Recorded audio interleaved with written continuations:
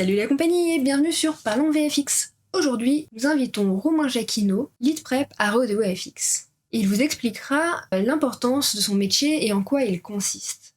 Vous découvrirez également quelques anecdotes sur certains projets sur lesquels il a eu l'occasion de travailler en bonus en fin de vidéo. Je m'excuse d'avance, nous avons quelques problèmes de micro lors du live. Ce sont les aléas. J'espère juste que ça ne vous dérangera pas trop. Si vous aimez ce que je fais, n'hésitez pas à me le dire et surtout à me laisser des commentaires, voire peut-être même des suggestions ou améliorations que vous aimeriez voir sur cette chaîne. Et surtout, likez, partagez, parlez-en autour de vous, ça pourrait éventuellement en intéresser d'autres. Le mois prochain, nous recevons Simon Legrand, Real-Time Supervisor à Untold Studio. Il est dans le métier depuis plus de 18 ans. Il a fait la plupart des plus gros studios de VFX et a accepté de venir partager son expérience avec vous lors du prochain Parlons VFX le 14 août à 20h. Donc allez vite vous abonner sur ma chaîne Twitch pour ne pas le louper et bien sûr à vous abonner sur cette chaîne-ci. Je vous laisse avec la vidéo. Hello tout le monde, j'espère que vous allez bien. Moi super. Mon premier live ever sur Twitch. Ah, il faut toujours une première à tout. C'est ça. C'est un plaisir d'être parmi vous. C'est un plaisir de t'avoir, mine de rien, ça fait un moment que c'est prévu.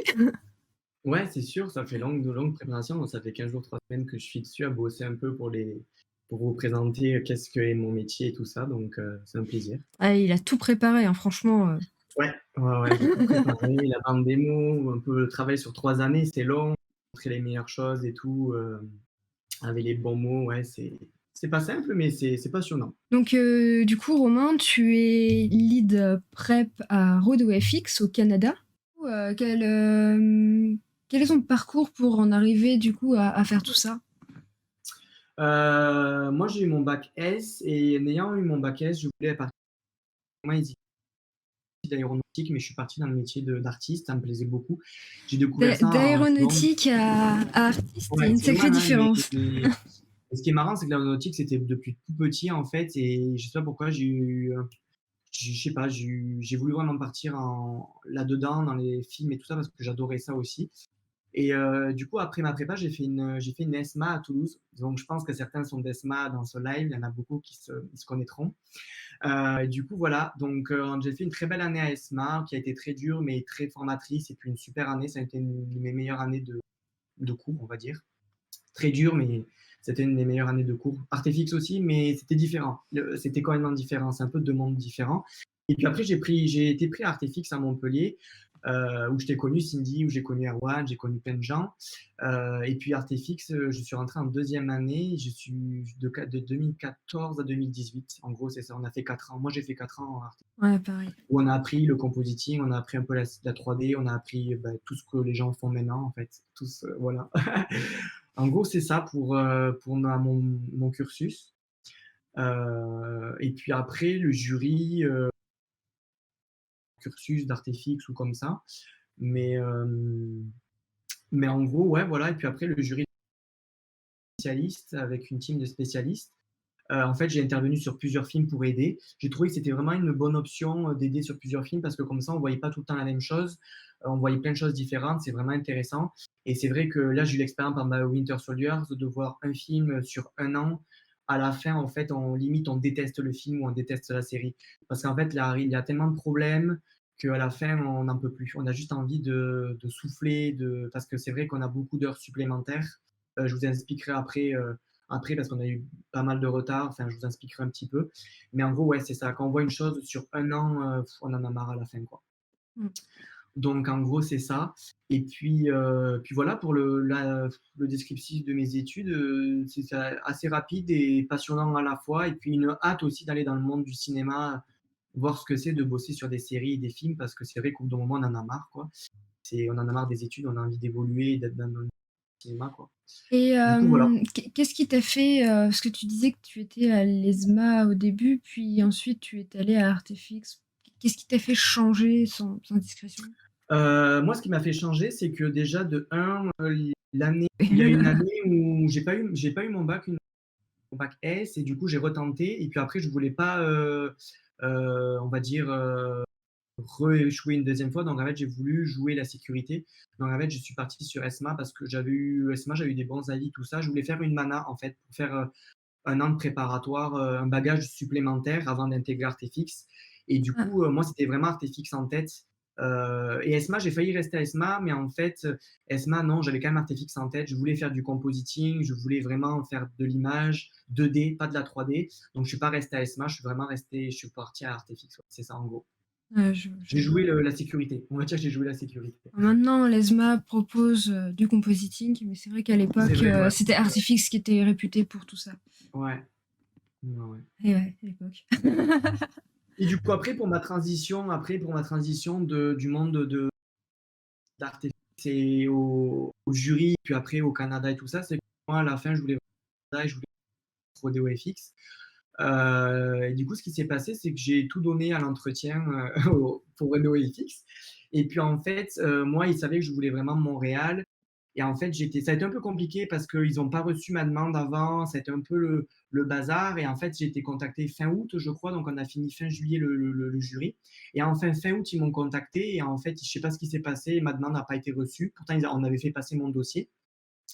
Et en fait, on m'a proposé, ils étaient intéressés, on m'a proposé en fait prep artiste.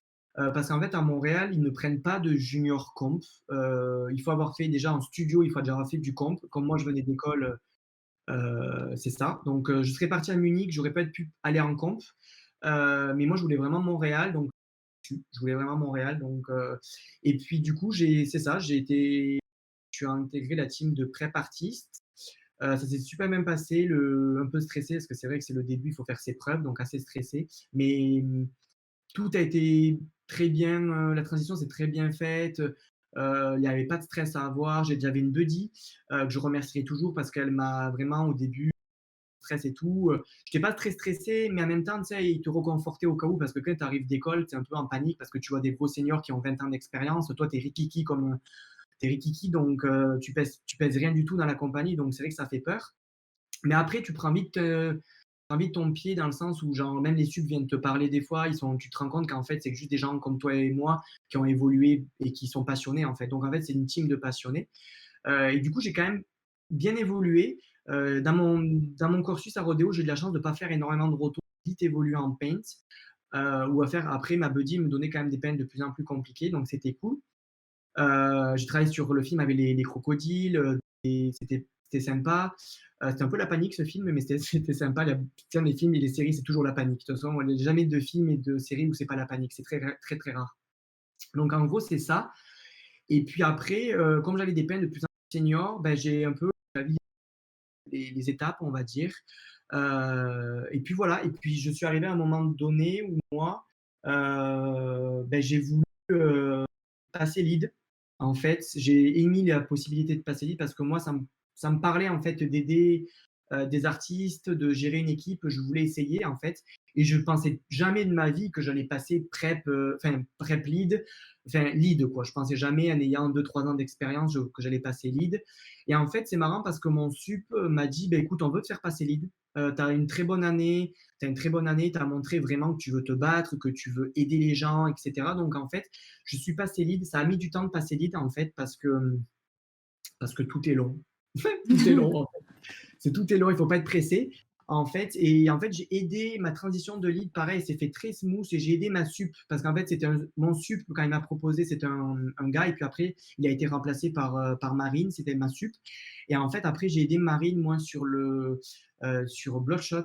Elle faisait la transition pour passer comp et en fait, moi, je faisais la transition pour passer prépi. Donc, en fait, je l'ai aidé jusqu'à mars 2020 où moi, j'ai été mis sur le show, sur Winter Soldiers. Ils m'ont dit, écoute, c'est un petit show, ça va durer 2 mois. En vrai, tu vas bien gérer, ça va bien se passer. De moi? Ok, ben écoute, 2 mois, ils m'ont dit, parce qu'en fait, Rodeo avait signé que pour 2 mois le projet, on ne devait pas avoir beaucoup de choses. Donc moi, 2 mois, ça ne me faisait pas peur, tu vois, j'étais un peu en panique parce que quand on m'a dit, il faut que tu gères une équipe, tu as des briefs à faire, donc les briefs, je vous en parlerai un petit peu après, je vais finir mon parcours. Il y a quand même toute une gestion de lead à faire en plus de l'artiste, donc c'est quand même un boulot supplémentaire. Et en gros, ça s'est bien passé jusqu'au moment où en fait le Covid est arrivé. Et en fait, ils nous ont dit ouais, ben Marvel sont contents de vous. on va avoir plus de shots. Et en fait, j'ai vu des shots arriver en grosse quantité. J'ai fait, oh my God, mais je vais rester combien de temps là-dessus? Et en fait, mai, ils sont passés à juin, juillet, mon sup, il me disait, on va jamais finir. Prépare-toi, on va jamais finir.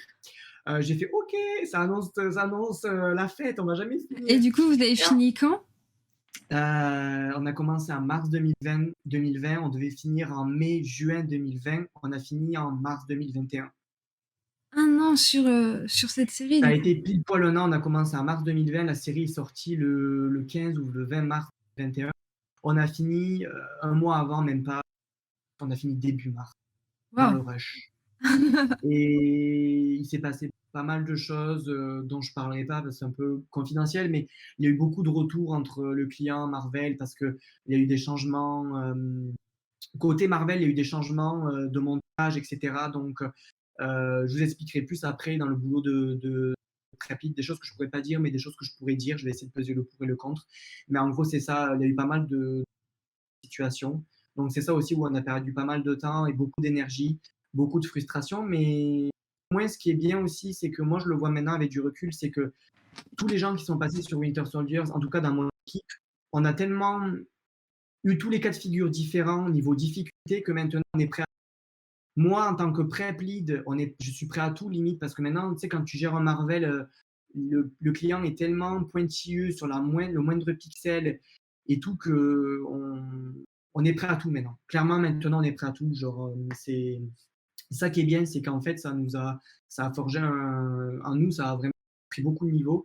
Par exemple, gros big up à Esther, par exemple, où genre, elle a énormément progressé. C'est une collègue de travail où elle a énormément progressé en Paint cette année, où en fait, elle est partie, tu vois, avec un niveau junior jusqu'à vraiment un niveau maintenant Paint senior et de plus en plus, elle continuera. Donc en fait, ouais, ce qui est cool, c'est que chacun a évolué dans le bon sens, quoi. Donc Tu, ça, c'est cool. tu utilises du coup souvent les termes de senior, etc. Tu peux rapidement nous expliquer en quoi ça consiste? Ouais, il y a 3 catégories. En fait, il y a même 4 catégories en rodéo. Tu as junior, donc démarre, junior. C'est des petites shots, pas très compliquées, pas de motion blur, pas beaucoup de mouvements, pas beaucoup de différence de lumière parce qu'il faut gérer la différence de lumière, c'est plus compliqué. Donc souvent, un paint par exemple, junior, ça va être des paints de tracker, des paints assez simples. Ça va être vraiment simple. Ça va être la base, on va dire. Après, mid, on va commencer à donner des choses plus compliquées avec du mouvement, avec de la lumière qui change et tout. Et puis après, senior, c'est là où on fait tout. Senior, il n'y a pas de limite. Senior, ça va être des shots apocalyptiques à des shots complexes, mais il n'y a pas de limite pour senior. Et puis après, tu as superstar. Mais à Rodeo, il y a le terme superstar. C'est qu'en fait, Superstar. superstar, souvent, c'est que tu as 15 ans d'expérience et qu'ils ne veulent pas te parler. Superstar, c'est un autre niveau encore, tu vois. Genre, vraiment, voilà. En gros, c'est ça. Mais superstar, je crois que c'est qu'à Rodeo parce que moi, je le vois à Rodeo ailleurs. Donc, je pense que c'est propre à notre compagnie. D'accord. J'ai jamais En- entendu le terme de superstar jusque-là, du coup. Ouais, j'en connais pas mal à Rodeo qui sont superstars et je suis en mode oh, ils sont superstars. Du coup, voilà. Ben après, si vous êtes prêts, on peut commencer un peu dans plus de détails des projets. Si vous avez des questions, n'hésitez pas. Je peux répondre à n'importe quelle question. Ouais, c'est ce que Euh, j'allais dire. N'hésitez pas, si vous avez des questions, à ouais, le mettre dans le chat. à Je me poser ferai des un questions. plaisir de les poser à Romain. Tant qu'on est là, même, je vais vous montrer quelques images. Tu vas pouvoir me passer la main. Ouais, On va si tu peux revenir au sujet. nous expliquer un peu en détail en quoi Ouais, consiste ton métier je vais et vous tout. montrer des images de Winter Soldiers Tu as la main. sur lesquelles on a bossé. T'as la main? J'ai la main? Oui. Ok, je vais enlever ma bande démo, hop, et puis je vais mettre, il faut juste que je trouve mon dossier, lol. C'est bon, je les ai là. Donc en fait, je vais vous montrer les images. Donc en fait, déjà, je peux vous montrer à quoi ressemble le logiciel. C'est un logiciel qui ne se trouve pas sur le marché normal, c'est un logiciel c'est payant et tout, professionnel pour le cinéma. En gros, pour vous montrer un truc simple, ça peut ressembler à ça. J'espère que ça va s'ouvrir. Ok, ça s'ouvre, c'est bon, ça s'ouvre en différé sur mon autre écran. Ça lag un peu. En gros, voilà, c'est pas du tout un script à moi. Disclaimer, c'est un script que j'ai pris lambda sur Google, donc c'est un libre public, donc ne cherchez pas s'il y a des trucs à voir, il n'y aura rien à voir. En gros, ça peut ressembler à ça. Ça fait C'est un que du peu peur, nodal. hein.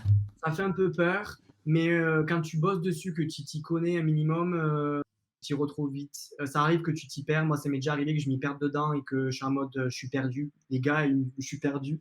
Comment je fais? Je suis perdu. Du coup, en gros, c'est ça. Ce qu'il faut savoir, c'est que la plate tournée, du coup, la shot tournée est tout en haut, toujours tout en haut, en fait, et le résultat final sera toujours en bas, en fait. Le write final, donc le rendu, le pré-process final sera toujours en bas.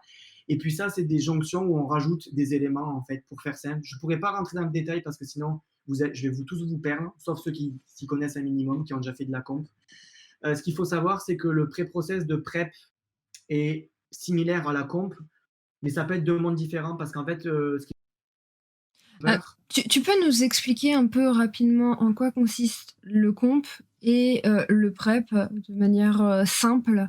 alors la prep, on va dire, c'est notre objectif, c'est d'aider au mieux les comps. Donc, c'est de leur faciliter au mieux la tâche. Ça veut dire que quand un comp va recevoir notre travail, lui, il n'aura pas à faire notre travail en quoi. Donc, des fois, il peut en fait gagner une semaine de travail parce que nous, des fois, on passe une semaine sur une shot, voire 15 jours, voire des fois 3 semaines. Donc, en fait, il gagne un temps fou.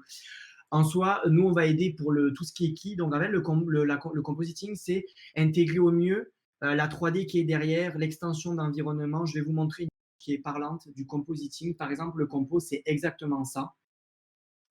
Le compo, c'est ça en soi. Là, c'est une image de Prometheus, pareil sur Google. En fait, ça, c'est la plate qui a été tournée. Et tout ça, c'est le final, le grand final. En fait. Donc, en fait, sur cette shot-là, ce qu'il faut se dire, c'est que, bien sûr, moi, je pense que c'est sûr et certain qu'il y a de la roto, parce que souvent, ils mettent des fonds verts ou des fonds bleus, mais il faut dire que les fonds bleus ou les fonds verts ne sont pas utilisables parce qu'il y a de la lumière, parce qu'il y a des ombres, parce que c'est dégueulasse, parce qu'il y a de la poussière, parce qu'il y a énormément de choses qui peuvent rentrer. Donc souvent, dans 80% des cas, on ne fait pas de qui. On fait souvent de la roto. Donc en fait, là, ce qu'il faut imaginer, c'est que je vais vous montrer que moi, je me suis amusé à détourer. L'image, elle est là. En fait, ce qu'il faut imaginer, c'est que nous, on a détouré les personnages ici, là, le camion, le personnage ici et le sol. Et en Et fait, ça, nous, en animé du coup, ça animé, sur tout le la film. shot animée en fait, qui bouge en fait. Le personnage ici, c'est sûr et certain que le personnage, je pense, a été détouré aussi, ça c'est sûr et certain. Et en fait, lui, il reçoit un layer de nous qui ressemble à ça. Ça s'appelle, c'est un alpha. En fait, c'est comme un layer. Il reçoit ça, en fait. En fait, c'est un exemple d'alpha que j'ai pris lambda aussi. Par contre, c'est un de mes alphas, ça, mais je ne vous dirai pas à quelle chose ça appartient et tout ça, mais de toute façon, ça vous dira rien. C'est juste un exemple. En soi, il reçoit ça. Et en fait, lui, en compo, ça va lui permettre, du coup, lui, de prendre la roto des personnages, par exemple. C'est chiant que mon truc s'ouvre là. Bon, bref. Il va prendre la roto des personnages qui est blanc, en fait. Tout ce qui est noir, c'est une valeur à 0. Donc, ça veut dire que c'est nul. C'est une valeur à 0. Tout ce qui est blanc, c'est une valeur à 1. En fait, ça va de 0 à 1, du coup. Du coup, ça va garder, alors si je Ça va comprends garder, ouais. bien, Ça va garder, en fait. Tout ce qui est ce qui noir, est ça en... ne garde pas. Ok. Ce Donc, qui est noir, ça ne le garde pas. Tout ce qui est blanc, ça le garde, en fait. Et lui, en fait, ça s'appelle l'alpha. Et lui, en fait, il va récupérer l'alpha. Donc, en fait, il va récupérer tout ce qui est blanc. Ça veut dire que là, lui, il va avoir une roto parfaite de tous les personnages qui bougent, du camion qui bouge, de la portière qui bouge, de tout, en fait, qu'on a décidé de garder, en fait, que le réalisateur a décidé de garder. Et lui, en fait, derrière, il a juste à mettre la 3D. Donc, lui, après, il a juste à récupérer, il a beaucoup de taf, hein, mais il a en fait le lighting, l'environnement, il a tout à faire, un setup, ce que je vous ai montré tout à l'heure, pour faire matcher au mieux. Je vais vous montrer un autre exemple. Plus peur. Voilà, ça peut être un exemple d'une scène de combat. alors ça, j'ai ça devant moi, je tombe dans les pommes si je dois y Moi, j'ai toucher. ça devant moi, j'ai déjà arrivé. Et dites-vous que moi, en Paint, j'ai déjà eu ça devant moi, rien qu'en Paint. Ouch. Ça arrive pas souvent, mais je sais que sur Winter Soldiers, Paint, limite, ça, c'était une scène de guerre, le truc. C'était une scène de guerre, et dites-vous que quand on a ces comptes-là à récupérer, des fois entre artistes, il faut essayer de bien travailler, parce que sinon on se perd, entre nous on se perd, et on ne sait pas qu'est-ce qui correspond à quoi. Donc c'est une scène de guerre, le truc est une scène de guerre. Donc en fait, ça peut ressembler à ça, même en Paint, pas forcément en compositing. Donc en gros, c'est ça. C'est pareil, c'est une scène que j'ai prise sur Google, il y a un tour lié à fixe là-dessus, hein. Ne cherchez pas, vous n'aurez pas de trucs venant de moi qui est interdit, quoi. Du coup, voilà. Je peux vous montrer en Paint aussi ce que ça donne, ce qui est intéressant. On fait beaucoup de projections 3D. Donc, en fait, on met un setup, on recrée, en fait, ce que voit la caméra. Donc, en fait, ça, c'est ce que voit la caméra, ce qui a été tourné en soi. Et nous, là, tu vois la caméra, du coup, qu'on a récupéré les infos de la caméra, parce qu'on a un logiciel qui permet de récupérer les mouvements de la caméra. C'est pas notre département, c'est un autre département. Et en fait, nous, quand on récupère la caméra, ça ressemble à ça. Je vous montrerai après un setup 3D un peu plus comment ça marche. En fait, nous, on récupère la caméra, on peut mettre des cartes. Donc, les cartes, c'est un plan dans notre viewer 3D. En fait, on peut mettre une carte où on fait une projection. Donc, en fait, on va projeter ce que voit la caméra. Ça commence à être un peu complexe, mais je ne rentrerai pas dans le détail. C'est juste pour vous expliquer le principe. En Si vous gros, avez des questions ou des choses que ouais, vous si vous avez comprenez des pas questions, dans le chat, n'hésitez n'hésitez pas à... pas. Je ne rentrerai pas dans le détail, c'est sûr, mais après, si vous avez des questions, je peux quand même y répondre assez aisément. Mais du coup, là, par exemple, ce qu'on peut s'amuser à faire, c'est en fait, l'avantage d'utiliser un setup 3D, c'est que souvent, comme le setup 3D, le tracking a déjà été fait par un autre département, nous, on n'a pas besoin de tracking à faire. Donc, en fait, nous, on reprend le setup 3D. En soi, on reprend le setup 3D et nous, on a juste à faire notre patch. On a juste à enlever ce qui gêne ou rajouter, parce que des fois, en Paint, on peut rajouter des choses. C'est là ce qui est intéressant, c'est que on dit ouais, le Paint, tu sers qu'à enlever des choses et tout. Pas forcément. Des fois, tu peux rajouter des choses parce que des fois, on a une demande du client qu'on ne veut pas le faire en 3D parce que ce qu'il fait en 3D coûte plus cher. Donc en fait, des fois, c'est nous, on le fait en 2D en soi parce que ça coûte bien sûr moins cher en 2D. Donc en fait, par exemple, là, on pourrait s'amuser à mettre un petit sur le mur, en fait. Donc en fait, nous, dans notre setup 3D, on pourrait faire un patch, prendre une image de Google, par exemple, mettre le graffiti sur une image, et puis grâce au setup 3D, après, l'image, elle est frisée, donc l'image, elle est frise sur une frame, en fait. Et puis nous, grâce à notre setup 3D, comme on a récupéré le mouvement, et bien, on va avoir le mouvement du graffiti qui matche parfaitement à la plate qui a été tournée. Donc en fait, le graffiti va suivre, il va coller au mur. Donc le graffiti, tu verras pas la différence entre est-ce que c'est un vrai graffiti ou ça a été rajouté en 3D. Et ça, souvent, on le fait beaucoup pour des pubs, on le fait beaucoup même dans le cinéma, enfin, dans le 2D, en fait, on le fait beaucoup. Ça peut être un travail du compeur ou du compeur ou du pré-parti, ça dépend aussi de la compagnie, ça dépend beaucoup de choses. En gros, c'est ça. Attendez, j'ai d'autres images intéressantes du setup 3D. J'ai cette image aussi, par exemple, je vais l'agrandir. Par exemple, on peut carrément voir une scène en 3D, mais s'amuser vraiment dans le revoir ce que la caméra a tourné. Donc, ce qui est fou, c'est que on part d'une image qui a été tournée en 2D et on arrive. Quand il pense, c'est complètement fou, mais c'est ça qui est génial. Et puis, plus on avance dans les logiciels chaque année, plus ben, c'est performant. Donc, au bout d'un moment, on arrivera à faire des trucs. Enfin, j'imagine même pas ce qu'on va arriver à faire, hein. C'est super intéressant, quoi. En gros, c'est ça. Je vais vous montrer quelques images de Winter Soldiers. Et du coup, quand tu dis Paint, c'est le système de graffiti que t'expliquais tout à l'heure. Ouais, je vais vous expliquer en Paint exactement, en concret, avec les images que je vais commencer avec cette image. Attendez, je vais essayer de. Tac. En gros, alors il y a cette image, c'est une image du making of. L'image d'en haut, c'est une plate sur laquelle on a bossé, que nous on a reçu du client, qui a été tournée à Atlanta ou ailleurs, en fait. Et l'image d'en bas, moi, c'est ce que je me suis amusé à faire, en fait, c'est tout ce qu'on conserve. Donc en fait, on a conservé tout ce qui est en rouge, c'est la roto qu'on a conservé. Donc en fait, on a détouré les personnages. Les fonds verts, il y a eu très peu de keys parce que les keys n'étaient pas utilisables en fait, donc on ne peut pas keyer. Donc le key, c'est faire une extraction du fond bleu ou du fond vert pour récupérer que les personnages. En fait, c'est plus rapide, normalement plus rapide en fait que de la roto. C'est une tannée à faire parce que c'est de l'image par image. En fait, je vous montrerai après plus de détails. En gros, c'est ça. Mais là, c'était hors de question. Surtout qu'en plus, une petite anecdote, ils ont tourné Captain America qui était bleu sur fond bleu. Donc, comment faire une extraction d'un personnage bleu sur fond bleu? Il faut qu'on ait. Le mieux, c'est qu'on ait une couleur opposée pour faire une extraction, en fait.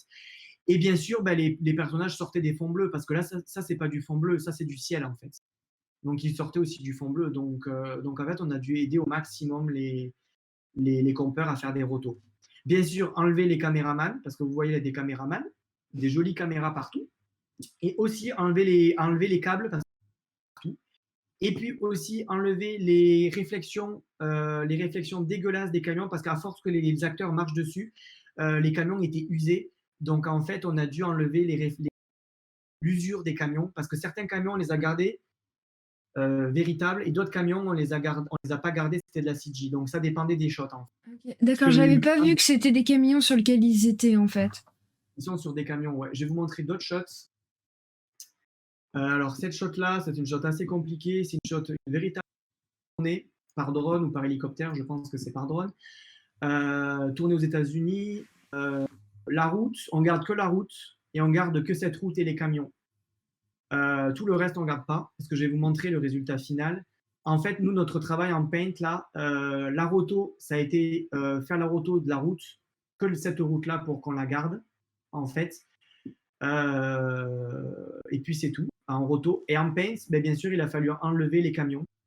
Donc avec les camions, ben, pareil, c'est un peu chiant, parce que du coup, les camions, la caméra bouge. Il y a les camions qui viennent par-dessus. C'est quand même une shot assez compliquée qu'on a galéré parce qu'on est passé plusieurs dessus et puis il y a des trucs qui ne marchaient pas. Enfin, on a eu quelques complexités. Je vais vous montrer l'image finale. L'image finale donne ça. Donc rien à voir. L'image finale, c'est full CG. Et puis, normalement, je crois, dans cette séquence, il y a un hélico qui arrive avec des personnages en 3D qui sont dessus. Donc, en fait, on a vraiment gardé que les camions et les voitures au loin. Et bien sûr, on a rajouté des voitures en 3D aussi pour donner un peu de dynamisme à l'image. En gros, c'est ça. Pareil, c'est une image, moi, de King of qui est sur Disney+. Donc voilà. Donc, c'est tout à fait, on a tout à fait le droit. Une autre image qui a été tournée, par contre, j'ai pas le avant-après, donc désolé, mais j'ai que cette image. En fait, pareil, des wires à enlever, donc des câbles à enlever. Et puis là, à refaire les vêtements, parce que les vêtements, du coup, sont déformés par les câbles. Donc, en fait, il faut refaire tous les vêtements qui bougent, bien sûr, sinon ça serait pas marrant. En gros, c'est ça, refaire les vêtements, parce qu'on va jusqu'aux traces de doigts, parce que Marvel nous ont fait des retakes en mode, ouais, les traces de doigts, ben, il faut les enlever. Ah là là là là, le micro. Je suis pas Tout sûre ce que ce qui soit gêne, le micro en fait. ouais, c'est ça, en fait. Il faut enlever toutes les traces de doigts, il faut faire la roto des camions, parce que bien sûr, on gardait le camion, le personnage. En gros, c'est ça. C'est du gros travail sur certaines shots. Je peux vous montrer celle-là qui est marrante aussi. Alors celle-là, c'est une shot de Falcon. On enlève tous les wires, on enlève tous les câbles, on garde que le personnage, le king du perso. Qui on a demandé une roto, toujours pareil. Donc on a fait la roto du personnage, on a fait la roto des lunettes parce que la visière est en 3D. On garde les lunettes en réel, mais la visière est en 3D. Donc bien sûr une roto de la visière. En gros, c'est à peu près ça. Et puis l'image finale, je vais vous montrer l'image finale parce que c'est intéressant. L'image finale, ça donne ça. Ça donne ça. C'est un montage en fait où on garde en fait et on mixe avec une autre image derrière qui elle aussi a eu un travail parce que on met de l'environnement. Falcon est vrai, le camion est faux. En fait, le bras de Falcon est faux. Les sparks là sont faux. C'est faux aussi. Tout est faux en fait, sauf les personnages et un bout du camion. En gros, c'est ça. Donc en fait, c'est un montage toujours pareil de layers, une superposition de layers en fait. D'accord. Du premier plan au milieu jusqu'à la fin en fait. En gros, c'est ça. Et puis après, ben, je peux vous montrer une. Ça, c'est une des choses sur lesquelles j'ai travaillé. Voilà, l'image en fait, que Falcon, quand Captain tombe, en fait, on a dû garder la route. Bien sûr, il y a eu des retours en arrière et tout, parce que bah, du coup, le client, au début, on ne savait pas s'il gardait la route, il y avait des pourparlers, vraiment ce qu'il voulait faire, et si on gardait les camions, tout ça. Donc, en fait, on a gardé les camions, puis les arbres sont faux, du coup, on a dû faire la roto des persos, on a dû faire la roto des persos, des camions, parce que ça, c'est en 3D, les portes sont en 3D. Et puis, le Captain est véritable. Donc ça, c'était une collègue de travail qui a fait un très beau travail de roto parce que c'était long. La shot faisait 400 frames de roto, donc elle était très longue à faire. Donc chapeau à elle, un vrai chapeau à elle, très beau travail. Et puis moi, j'ai fait le paint sur cette shot-là de la voiture, comme je vous expliquais en amont. Et puis le shot final, ça donne ça. C'est quand même pas pareil. Ça a quand même un peu plus de gueule que notre bonne vieille plate tournée je ne sais où, quoi. Du coup, en gros, ça donne ça, ouais. Une dernière image de Falcon, tant qu'on y est. Pareil, ça, le camion est vrai. Ça, c'est faux. Les boîtes de médicaments, c'est entièrement de la CG. Le camion CG, si je ne me Les trompe pas. boîtes de médicaments sont en CG? Ils se fait pas de props c'était des sur le cartons, tournage? c'était des cartons qui ont été tournés au tournage. J'ai pas l'image de l'image du plate, mais c'était des cartons où en fait, nous on a fait la roto du perso avec les petits cheveux et tout. Et puis on a fait une double intégration. On a fait l'intégration de l'arrière et on a fait une intégration des boîtes de médicaments. On a une question. C'est quoi un friend? Alors, bonne question. Je veux pas faire de Ah, bêtises. Ah, c'est bon, je vois frame. le Ah, d'accord. Ok. frame. Ok. Ah, c'est une image. C'est une image. Une frame, c'est une image, sachant qu'il y a 25 frames par seconde, ou 24, ça dépend. Donc, en gros, c'est ça. Donc, c'est ça, il y a 25 images par seconde. Donc, si la shot, elle dure 20 secondes ou une minute, ben, vous imaginez qu'il y a 4, 500 frames ou 600 frames. Enfin, ça dépend. Ça dépend. C'est... Souvent, quand il y a les shots arrivent et que on est en mode non, qu'est-ce qui va se passer? Parce que c'est long en fait. J'aime bien le à mode tu brises la magie. Ça c'est pas mal, tu brises la magie. Ouais. Bah ouais, c'est ça. Et je vais vous montrer un setup 3D que moi que j'ai fait moi. Très simple pour vous expliquer. Ça c'est la plate tournée qu'on reçoit. En gros, normalement tu es censé l'indistord. Donc en fait, ce que dans la lentille qui a été tournée, il y a une distorsion de lentille. Donc en fait, en 3D, en fait, on va enlever la distorsion de la caméra en soi. On travaille sur en fait, le mieux c'est de travailler une plate qui n'a pas de distord. Donc en fait, on le distord on le reçoit ça en soi. Elle est créée par notre département MatchMove, si je ne me trompe pas. Je ne vais pas te dire trop de bêtises parce que c'est pas mon département.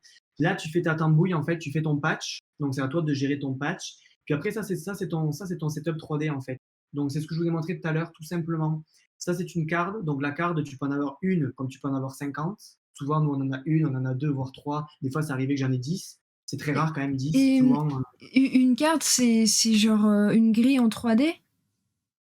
c'est ça. Une carte, c'est comme si tu prenais une feuille. C'est comme si une feuille que tu la mettais en 3D. En fait, c'est qu'on projette, la caméra projette. C'est une carte, c'est juste, si vous imaginez un plan, il faut imaginer une feuille en fait. C'est Ah pas très oui, très ok, compliqué. d'accord. Du coup, en fait, t'as genre une feuille, puis Voilà, une c'est feuille à juste une feuille côté, et en on fait, fait une et d'autres projection qui avec projettent la dessus. En vidéo. fait, on projette dessus. On projette Ok. dessus en fait. C'est vrai que c'est compliqué quand on n'a pas l'habitude de voir et tout ça, mais après, c'est pas quand tu l'as fait une ou deux fois, c'est pas très très compliqué. Et puis après, du coup, on remet un distord pour remettre le distord de la caméra quand même. Et puis après, on réinjecte dans la branche principale en fait. Donc en fait, ce qu'on fait là, ce chemin-là, c'est qu'on modifie on modifie la branche. Hop, on modifie et puis on réinjecte. Et puis logiquement, tout doit bien marcher à ce moment-là. Là, si ça ne marche pas à ce moment-là, quand tu regardes à ce moment-là, tu regardes là, ça ne marche pas, ben c'est que c'est pas bon, c'est que soit tu es nul, soit il y a un problème. C'est que je pense pas que tu es nul, mais c'est juste qu'il y a un problème quelque part. Donc souvent, il faut investiguer, quoi. Donc en gros, ouais, une projection 3D, c'est simplement ça, en fait. Ok. On a une nouvelle question. Tu dois retoucher image par image, du coup. Non, on ne retouche pas image. Ça peut arriver de retoucher, mais on va se servir d'un tracking setup 3D, éviter de retoucher image par image, parce qu'en fait, si on retouche image par image et que c'est par exemple une image très fixe qui ne bouge pas beaucoup, le problème c'est que ton patch, si tu le pinces sur une frame, ben, si la frame d'après elle n'est pas identique de la frame d'avant, ça va faire des flashs parce que ça va être une. Si c'est pas identique, quand tu vas faire play et que ça va se jouer très rapidement, en fait, tu vas voir que ça va faire ça va popper en fait en quelque sorte. Donc en soi, on peint pas image par image, on évite. On évite de peindre par image par image. En fait, on freeze une frame et en fait, nous, notre but, c'est de faire un bon tracking pour l'emporter, la frame, on l'emporte jusqu'à la fin du mouvement ou jusqu'à qu'on puisse, jusqu'à que c'est possible. Parce que souvent, des fois, tu as un mouvement des débuts qui est comme ça, et ben, le patch, des fois, va pas pouvoir suivre jusqu'à la fin. Des fois, il va falloir refaire le patch en cours en fait. Et des fois, il va falloir faire un mix entre les deux patchs, ou trois patchs, ou quatre patchs. Des fois, ça dépend de la complexité du mouvement, ça dépend de la complexité de la shot. Des fois, une seule patch, ça ne marchera pas, parce que des fois, c'est super compliqué d'aller jusqu'à la fin, en fait. Donc, en gros, c'est ça. Non, c'est pas image par image. Ça peut arriver image par image, comme je vous ai montré sur les vêtements. Mais là, moi, j'ai pris le risque de le faire parce que je me suis dit, il y a beaucoup de mouvements. Même si mes patchs ne sont pas identiques image par image, c'est pas grave parce qu'en fait, il y a tellement de mouvements que ça ne se verra pas. Mais habituellement, il faut quand même éviter de le faire parce que Mm. sinon, c'est un risque Sinon, à ça se prendre. voit. Ça se voit sinon, ouais. Généralement, tu testes sur 20 frames, tu testes sur 20-30 frames.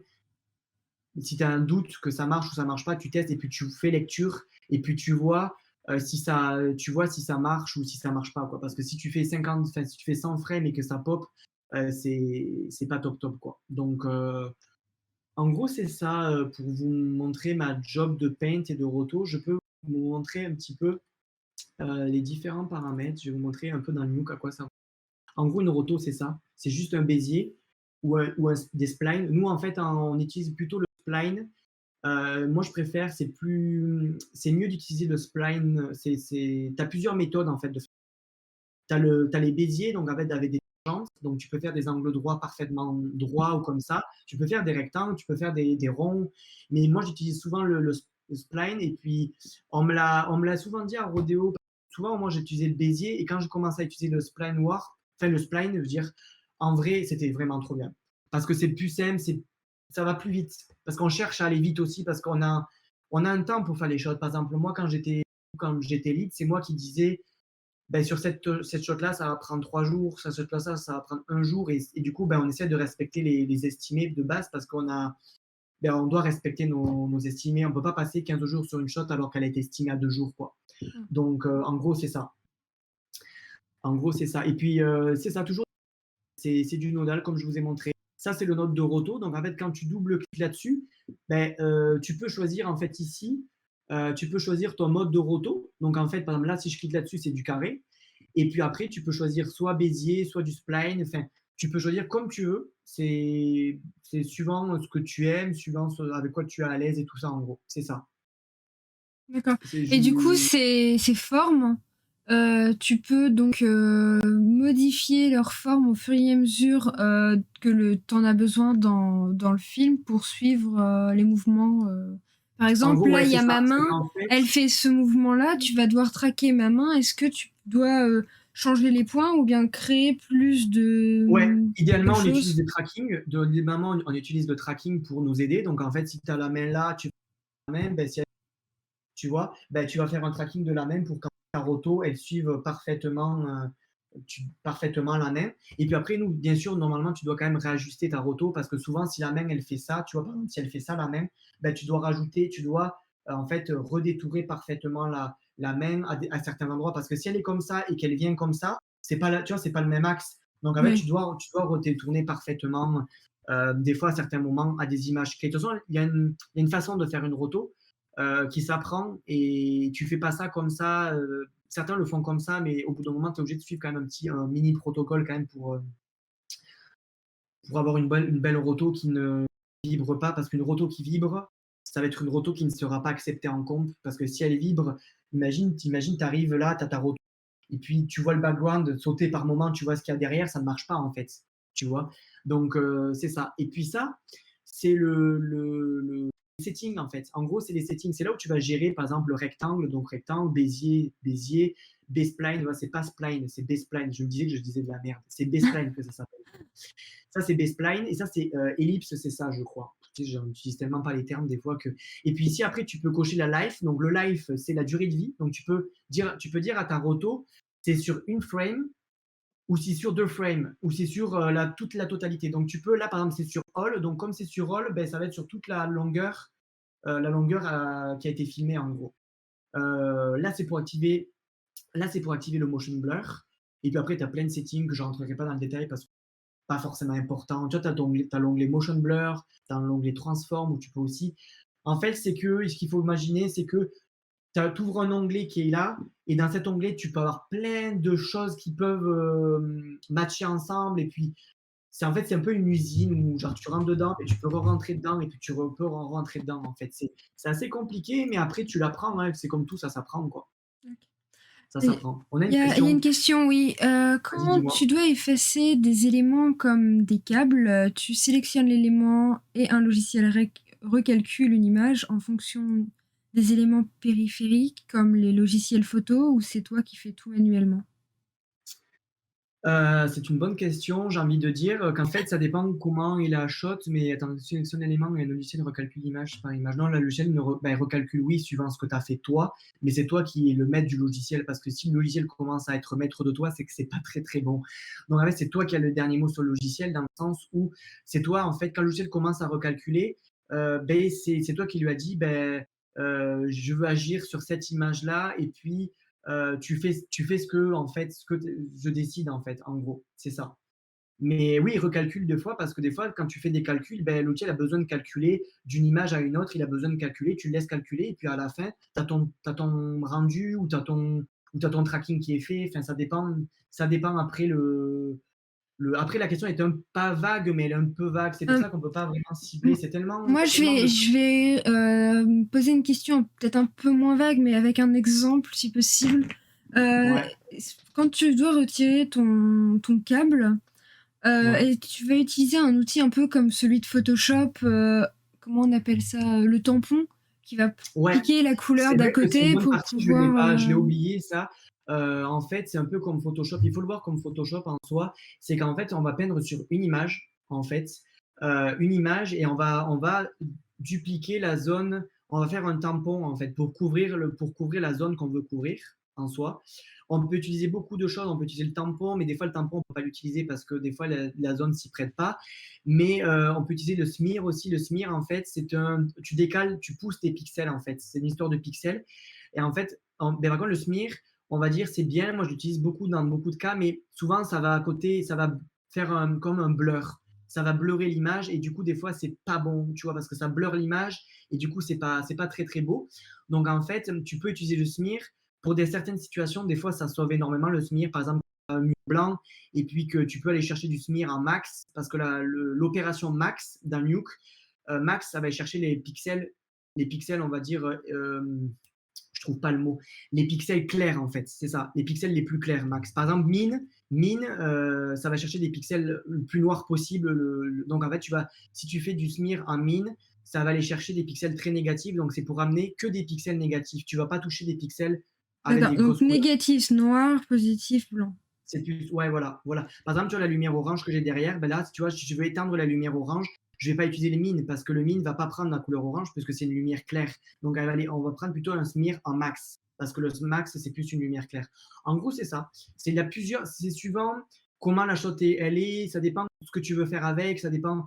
En fait, chaque shot est différente, chaque artiste est différent, il y a des manières de travailler différentes. Donc en fait, je peux pas dire fais ça et ça marchera parce que tu peux faire une autre technique et ça marchera aussi, tu vois. Ok. En gros, c'est ça. Ok, ok. On peut partir si tu veux. Moi, j'ai fini sur la partie un peu de roto. On pourra revenir mais on peut partir sur la partie un peu de prep lead si vous voulez un peu voir comment ça se passe. Ouais, ça serait bien. En quoi consiste du coup le fait d'être lead en fait, surtout comment tu. Lead, en gros, c'est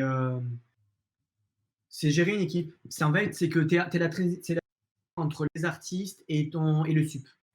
En fait, le sup n'a pas souvent le temps de gérer la partie prep parce qu'en fait, lui, il a la partie compte à gérer.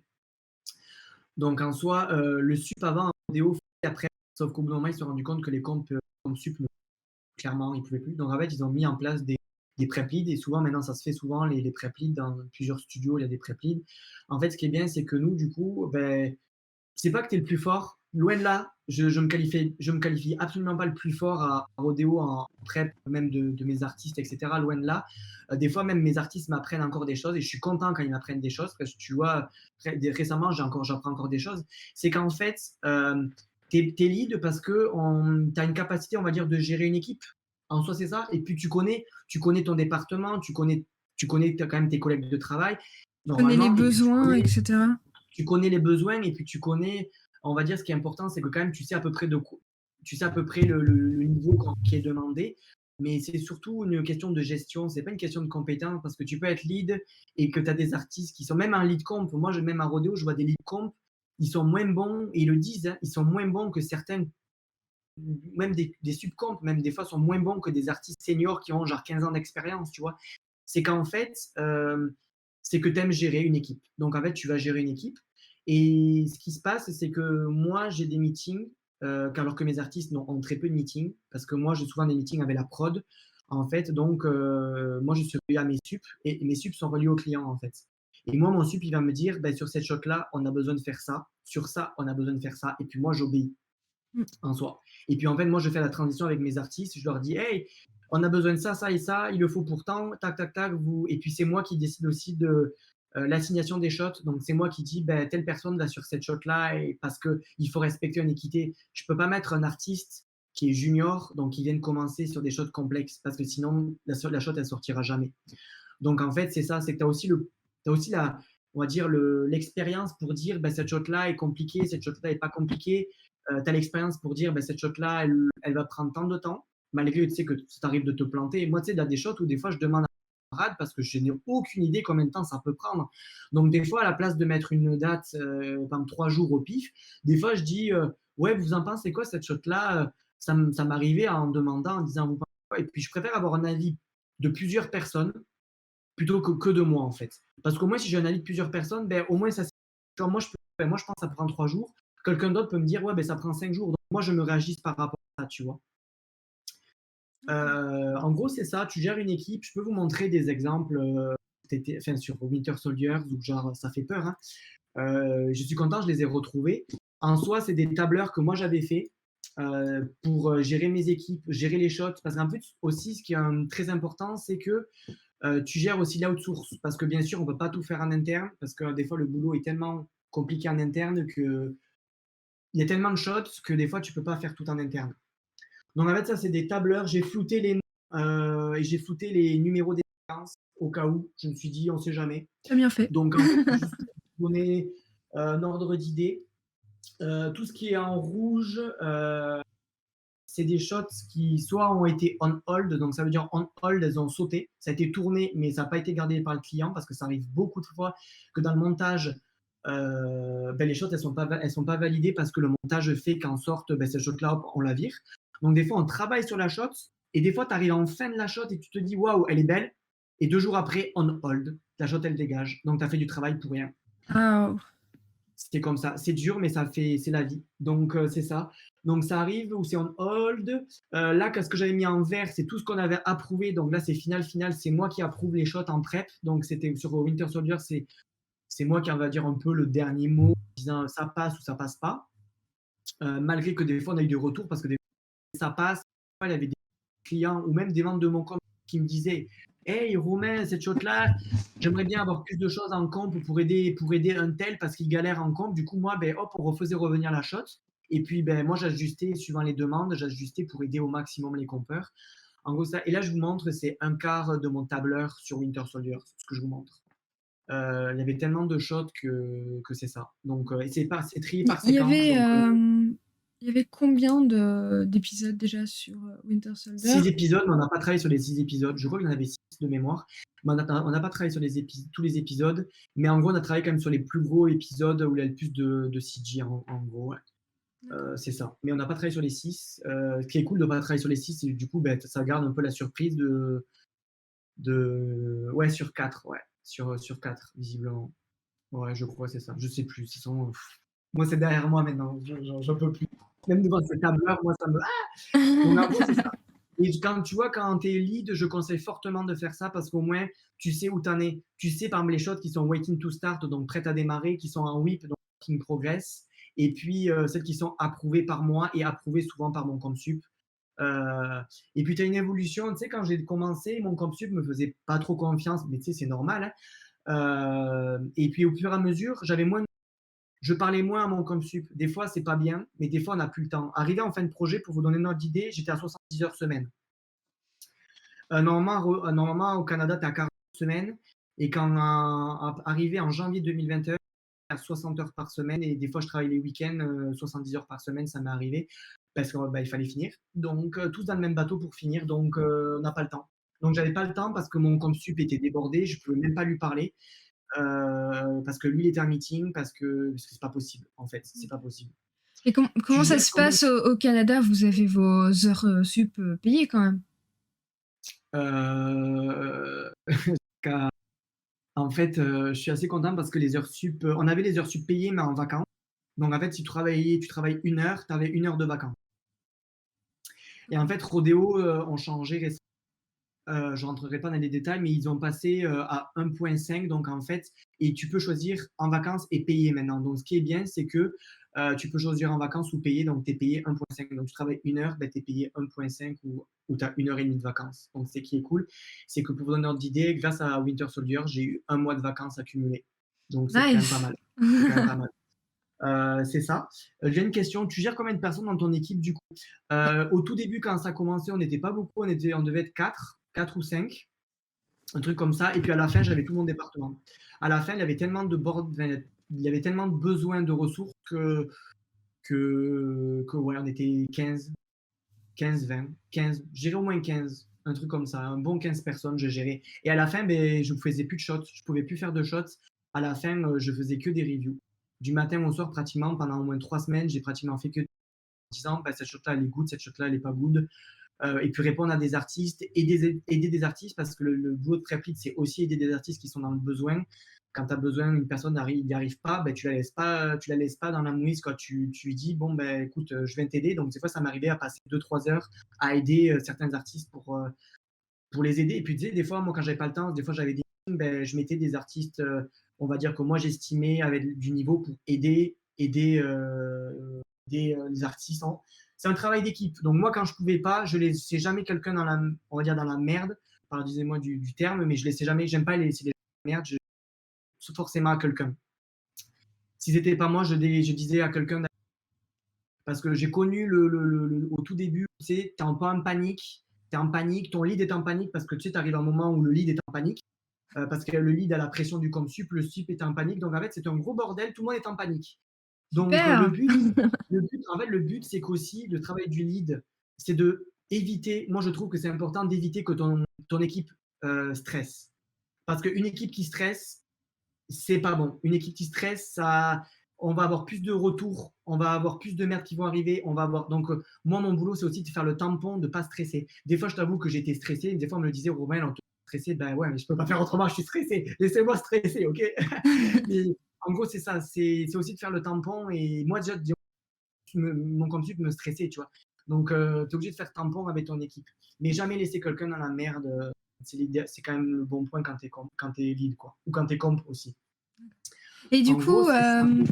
quand donc là maintenant, t'es lead compte depuis 1 an à peu près? Lead prep. Lead prep, oui, désolé. J'aimerais bien dire comp, mais ça sera dans longtemps, on va dire. Oui. Et du coup, tu voudrais faire quoi après? Enfin, tu te vois où? Ben là, pour le moment, pour vous tenir un peu au là, je suis en train. On a J'ai un encore petit été peu de comp coupé. sur Winter Soldiers. Là, j'ai été coupé. Ouais. Je suis en train de transitionner pour comp en ce moment. Oh, cool. Je suis en train de passer la même. J'ai fait un peu mon. Là, pour vous dire, ça a été annoncé. Là, je peux vous dire sur quel projet je bosse. Ça va être un dernier show en tant que prep lead, c'est The Witcher. Je bosse sur la saison 2, The Witcher, qui est très très belle. C'est très beau. Donc en fait, j'ai rien d'autre à dire d'autre. Mais c'est ça, vous n'aurez pas d'image et tout. Mais là, on finit The Witcher bientôt. Et puis ça sort en décembre, du coup, ça a été annoncé. Ouais, j'ai vu, j'ai hâte. Donc c'est mon dernier show en tant que prep lead normalement. Je risque d'être prep lead encore un petit peu. Moi, petit à petit transitionner. Je peux pas dire hey, ciao les gars, je suis plus prep lead, je passe comp. Non, ça se fait pas comme ça. Donc en gros, c'est ça. J'espère qu'avec un peu de chance, je passerai comp. Et puis voilà, mais là, c'est en train de se faire. C'est en pourparler à Rodeo pour que je passe tranquillement en comp et que moi non plus, je suis pas perturbé parce que ben, c'est un monde différent aussi. Le comp, c'est autre chose, c'est un autre niveau, c'est encore plus d'heures supplémentaires, c'est beaucoup plus de pression. C'est un autre monde, le comp, mais ça me fait envie aussi. J'ai envie de tester. Ouais, j'ai envie de tester. Mais voilà, et puis là, Je je pense dirais que pas que le les show. heures supplémentaires, c'est quelque chose très présent, justement. Plus tu arrives à la fin de la production, Ouais, plus et tu as ce en problème. fait, Là, en prep, on fait pas beaucoup d'heures sup. On fait pas beaucoup d'heures sup, c'est très rare. Tu vois, par exemple, pour vous donner un exemple, Winter Soldiers, c'est mon plus gros projet où j'ai fait le plus d'heures sup. J'ai jamais fait ça depuis que je suis arrivé à Rodeo. J'ai jamais fait ça. Donc ça arrive d'en faire, mais t'en fais jamais. Alors que comp, souvent, c'est récurrent qu'en fin de projet, comme tu fais beaucoup d'heures sup. Donc ce qui est bien, ça te fait des vacances, mais tu sors du projet, t'es mort. T'es vraiment mort. Donc en gros, c'est ça. Je vous ai mis quelques images en vous montrer les shows de rodéo sur lesquels on a bossé en 2020, un peu avant. Certains ont bossé sur KO Walking, sur WandaVision qui s'est fait. WandaVision, on a bossé en parallèle avec The Falcon et The Winter Soldiers. On a bossé sur Conjuring qui a fini il n'y a pas si longtemps que ça, qui a été même diffusé. On a bossé sur Loki. Moi, j'ai bossé sur Justice League en même temps. J'ai bossé sur Justice League en même temps en même temps que The Falcon. J'ai aidé en prep sur Justice League, mais on n'a pas eu beaucoup de shots, donc j'ai pu aider. Mais c'est ça, c'est ça, c'est ça. En gros, pour vous montrer les projets, est-ce que j'ai d'autres images en vrai C'est ça. En gros, c'est ça. Et puis là, c'est des projets à venir. Shang-Chi, on a bossé sur Shang-Chi. Il a été dévoilé, les trailers et tout. On a bossé. On bosse sur Foundation aussi, un show Apple. On a bossé sur Dune, un petit peu sur Dune. Et puis on a bossé sur Jungle Cruise aussi, grosse partie, mais Jungle Cruise, ça fait plus d'1 an que c'est terminé. Moi, je suis arrivé à Rodeo, il était en post-prod à Rodeo, et vous imaginez, ça fait il est toujours pas sorti le film. Donc moi, je suis arrivé, il était en post-prod, j'ai bossé dessus un petit peu, et puis il est toujours pas sorti, il sort là en juillet. Donc en gros, c'est ça. Ok. En gros, c'est ça de ce que je vous ai montré. J'ai tout montré. Tu Ouais, habites maintenant au Canada depuis 3 ans maintenant. ouais, 3 ans. Comment ça s'est passé? Comment tu as pu aller au Canada comme ça par rapport au visa, tout ça?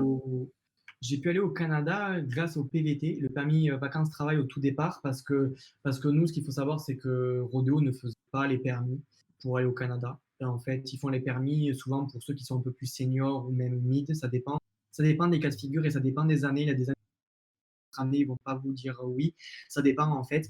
Moi, ce qui m'a sauvé, c'est le PVT. Je l'avais fait en étant artéfixe en dernière année. Et puis, j'avais été tiré au sort pour l'avoir. Du coup, en fait, c'est grâce à ça que moi, je suis parti au Canada, parce que sinon, je ne serais pas parti au Canada. Donc, j'ai eu 2 ans de PVT. En gros, c'est ça. Et puis, du coup, ce qui est bien du PVT, c'est que je pouvais pas forcément travailler qu'à Rodeo. C'était un permis ouvert. Donc, en fait, je pouvais travailler partout où je voulais. En gros, ça. Mais c'est grâce au PVT que j'ai pu aller au Canada. Et puis après, au Canada, la transition, c'est fait très, très bien. On fait un petit stress parce que c'est vrai que tu pars à l'étranger. Enfin, c'est différent. Tu connais pas le pays. Moi, j'étais jamais allé dans le pays. Donc, c'est vraiment un petit stress. Mais Rodeo te met très à l'aise. Si tu as des questions, n'importe quelle question de logement, etc., ils sont là quand même pour t'aider, pour la transition. Malgré que moi, c'était un bébé poste. Tu sais, j'étais pas, tu sais, j'arrivais, j'étais pas senior. J'étais pas le plus senior quand j'arrivais, donc c'est sûr et certain que je me suis dit bon ben peut-être qu'ils en ont rien à faire de moi, mais même pas. J'étais assez content pour ça parce qu'ils m'ont même partagé leur condo, ils m'ont partagé le condo à eux, l'appartement à eux pendant 15 jours pour m'acclimater et puis genre pour me permettre de trouver. En gros, c'est ça. Ok, ok. Donc c'est quand même pas mal pour ça.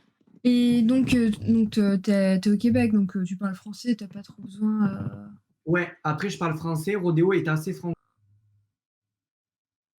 Il y a d'autres teams qui Francophone, du sont. coup, je pense. Il y a. De quoi? Euh, Ton mot a été coupé, du coup, j'ai dit francophone, je pense. Ouais. Non, non, moi, ma team est complètement anglophone. Moi, elle est Ah, complètement anglophone. Rodeo. anglophone. Ah, ok, Ouais, d'accord. mon comsup est complètement anglophone. Il parle pas un mot français. Mon VFX producer, je crois qu'il est australien, il parle pas français. Enfin, très peu parle français dans ma team. Donc, en fait, moi, c'est vraiment. Ouais. Ouais. Donc, voilà. Donc, c'est cool, c'est un challenge aussi. Des fois, bon, c'est sûr que le matin, quand j'arrive à parler anglais, je suis en mode qu'est-ce qui se passe? Je comprends rien. Mais bon, on s'acclimate. On s'acclimate. Mais il faut se forcer la main parce que les VFX, tu sais, je sais que moi, j'aimerais après évoluer un petit peu et peut-être quitter le Montréal et aller ailleurs. Donc, je sais qu'ailleurs, l'Asie m'attire. Donc, il faut que je parle anglais couramment, quoi. Donc, c'est bien, ça me fait progresser aussi en anglais, quoi. Tu vises des pays comme Singapour ou... Ouais, Singapour me plairait. Je sais que j'aimerais la nouvelle. Je laisse le La Nouvelle-Zélande, c'est Moi, je ça? préfère. Hein? On n'a pas entendu ta phrase, Oui, du coup, j'ai dit Nouvelle-Zélande, les oui, ben, Nouvelle-Zélande. Nouvelle-Zélande, c'est juste pour un seul studio, quoi, c'est Weta? pour Weta. Oui, je Mais pense que Weta, comme tout le monde. on verra parce que ça dépendra là, de mon envie, du temps, de mon expérience aussi. Il faut que j'y arrive et tout ça, mais on verra. Je prends le temps et puis voilà. Et après, si vous avez d'autres questions, n'hésitez pas. Aussi, le boulot de lead aussi, ce que je peux dire, c'est aussi qu'il y a toujours des problèmes et il faut trouver des solutions pour. C'est si je peux dire ça. Mais voilà. Mais bon. Si vous avez des questions dans le chat, n'hésitez pas, on est là pour ça, n'hésitez pas à poser vos questions. Donc si vous n'avez pas compris certains éléments que Romain aurait expliqué, des mots éventuellement, ou Ouais, je si suis vous peut-être voulez allé un peu. plus d'informations sur quelque chose, comme par exemple le fait de vivre au Canada, ou bien si Après, tiens, vous j'ai êtes une idée, je pourrais intéressé parler. de bosser Au sur... Canada, je pourrais parler des écoles parce qu'il y a des écoles aussi au Canada. Ouais, il y a des écoles au Canada, pas de bêtises, des écoles au Québec pour les VFX, etc. C'est vrai que merci de m'avoir fait penser. Ça s'appelle le NAD ou l'ATM, etc. Par exemple, c'est des arts et technologies des médias, etc. Des ATM. licences et tout. Ça a coupé. Non, non, non, non, c'est juste que ATM, ici, c'est une machine pour récupérer de Ouais, l'argent, du coup. mais ben, je crois que ça s'appelle comme ça. J'espère que je dis pas de bêtises. Oh my god, imagine, je dis une bêtise. Bon, en tout cas, le NAD, c'est sûr, je suis sûr de moi pour le NAD. Non, ça Mais pourrait en être gros, c'est ça. ATM, hein, je sais pas, Et quelque oui, mais chose comme art et technologie, c'est ou... ça, ouais. Mais c'est art et technologie des médias et des médias, je crois, c'est ça. Mais en fait, il y a plein d'écoles et je sais que par exemple, Rodéo, on programme de ranch. Donc en fait, Rodéo prennent des gens, des élèves, enfin comme nous, ils ont en fin de cursus en fait. Et là, par exemple, il y en a six, je crois que c'est 6 personnes qui sont arrivées. Et en fait, Rodéo a un programme pour les intégrer à Rodéo, formés pendant 6 semaines, je crois. Donc en fait, nous, c'est à nous d'aller on a des cours. En gros, on peut donner des cours. Moi, j'aurais pu donner les cours, mais des collègues à moi donnent des cours. Et en fait, on va donner des cours en lighting, on peut donner des cours en prep, on peut donner, je crois, des cours en FX. Suivant ta spécialité, moi, je ne vais pas donner j'y connais rien, mais nous, en prep, on donne des cours. Comme ça, ils intègrent après les équipes directement, en fait. Donc, en fait, ils connaissent par cœur le pipeline de Rodeo. Ils connaissent vraiment tout par cœur de Rodeo. Donc, c'est quand même un avantage, c'est que quand ils démarrent, c'est pas comme moi quand j'ai démarré, que moi, je suis arrivé, j'ai pas programme-là. Donc, en fait, moi, j'étais directement même mis sur un show et en gros, ben, débrouille-toi, tu dois faire ça, ça et ça, quoi, en gros. Oh, c'est genre, t'as même pas une semaine pour apprendre à utiliser le Si, ben, j'ai pipeline, quand même ou... une semaine, j'ai même pas eu trop une semaine. Moi, j'ai une semaine, on va dire, de calme, mais c'est pas 6 semaines de range, comme ils appellent, où genre, j'ai le temps de voir qu'est-ce qu'un tracking, qu'est-ce que c'est la projection 3D. Tu vois, moi, j'étais censé le savoir, tout ça, quand j'étais pris à Rodeo. Donc, Ah, en ok, fait, moi, j'ai pas d'accord. eu tout ça. Mais pour ceux qui sortent du NAD et des écoles au Québec, en vrai, ils le font beaucoup et puis ça marche vraiment parce que beaucoup sont maintenant prep, lead, et même après, ils passent en comp, donc ça marche vraiment. Et je pense que c'est bien parce que ça stresse moins les artistes qui arrivent et tout ça, parce que toujours tu as un stress quand tu démarres, tu es en junior et que tu démarres, tu es de suite dans le bain, tu es un peu en panique. Alors qu'il n'y a pas de quoi paniquer, tu sais, genre tu as toujours des gens qui t'aident, tu trouves toujours une solution de toute façon. Et Donc en du vrai, coup, ouais, c'est ça, les tu parlais écoles. du ranch. Qu'est-ce que c'est, Ouais, le ranch? c'est un programme, en fait, le ranch, c'est ça, c'est le ranch, c'est un programme, je crois, de 6 semaines à Rodéo, en fait, quand tu sors d'une école, ben, en fait, tu as 6 semaines de cours à Rodéo, payé par Rodéo, donc tu es payé à Rodéo et tu apprends. Donc, tu as des Cool. cours. Moi, j'aurais pu donner des cours en ranch, donc j'aurais pu donner des cours sur la projection 3D, ou j'aurais pu donner des cours sur la roto ou sur le paint, enfin, voilà, en fait. Et du coup, ben, nous, on réduit un peu les à ce moment-là. Par exemple, tu vois, la semaine prochaine, moi, j'ai des équipes un peu réduites, c'est sur mon show, en fait, et parce certains vont donner des cours pour les D'accord. nouveaux ranchers qui viennent d'arriver à Rodeo. Donc c'est Et cool, ouais. pourquoi toi, Renseignez-vous. t'es pas passé par le ranch? Parce que comme tu venais d'Artefix, ils ont Ben, considéré je que suis pas t'avais déjà passé par le les... ranch en plus, je suis pas passé par le ranch parce que je sais pas pourquoi, parce que j'étais étranger, parce que peut-être qu'ils estimaient que j'arrivais de Rodeo, donc Bah non, du paint. coup, d'Artefix, pas de Ouais, rodéo, d'Artefix, puisque... ouais, d'Artefix. En gros, c'est ça. Mais ouais, j'ai pas fait le ranch. Et ce qui est marrant, c'est que je suis le seul étranger qui vient vraiment de France, pas du Canada, mais qui vient de France, de toute mon équipe.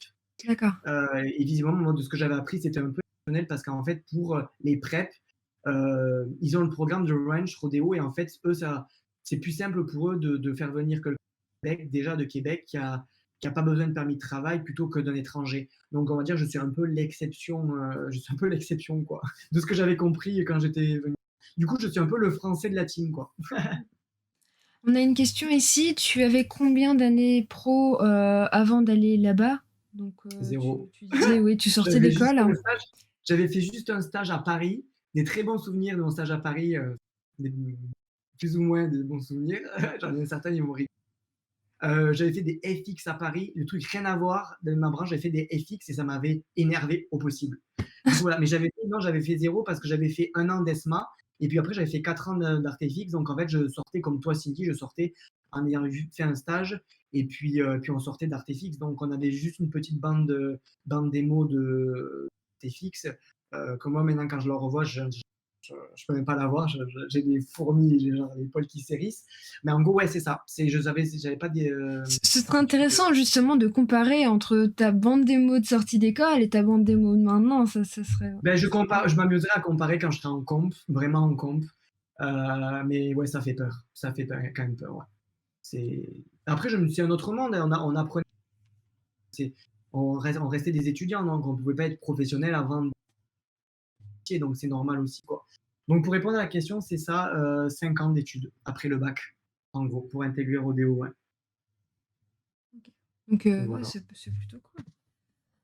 Puis Rodéo, après, c'est varié, t'as plein de tranches différentes à Rodéo. T'as Rodéo Munich, t'as de Rodéo Los Angeles,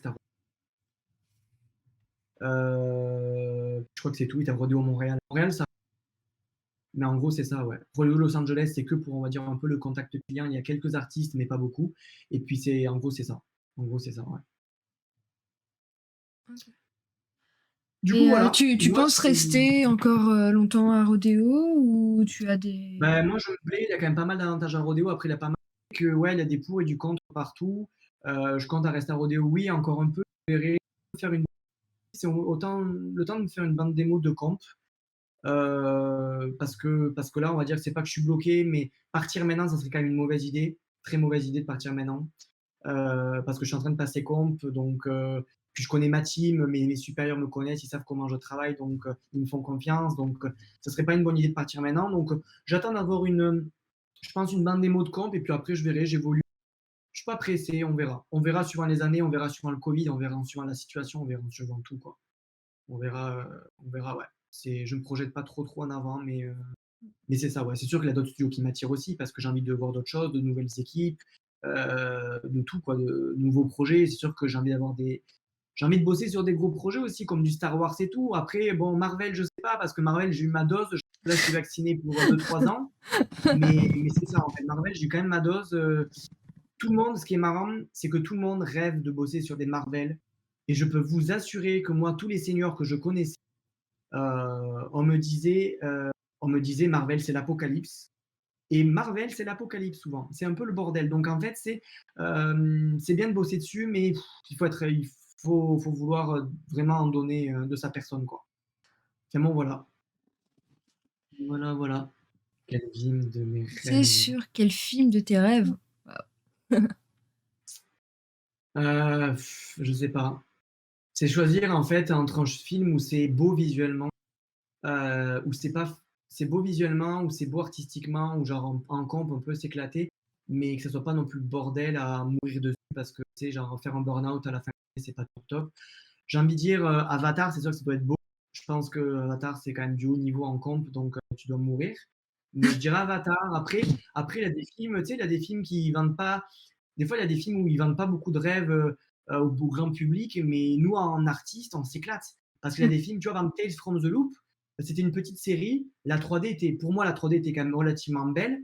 Et puis, ça n'a pas été très compliqué. Il n'y a pas eu beaucoup d'overtime. Ça dépendait des fois, mais ça n'a pas été très compliqué. Alors que des fois, bosser sur un Marvel, c'est beau, mais c'est. Enfin, ouais. Mais Avatar, oui, c'est le rêve. Enfin, c'est un peu le rêve, mais Avatar, que je me bouge les fesses pour me dépêcher, quoi, parce que c'est ça, en fait. Il me semble que c'est Weta qui s'occupe C'est d'Avatar. Weta, je pense, en plus grosse partie. Puis il doit y avoir du ILM aussi, je Ouais, pense, un petit peut-être peu, un parce que petit Weta, peu. je pense qu'ils ne peuvent pas tout faire. Mais en gros, ouais, c'est ça. Mais après, on verra, tu sais, j'ai envie de. Les Gardiens de la Galaxie, peut-être, ça peut être sympa. Enfin, on verra. Ouais, il y a encore 9 ans à venir, mais bon. Oui, j'ai le temps, mais Il y en ça a passe vite. encore 9. Ben, Il veut en faire 9.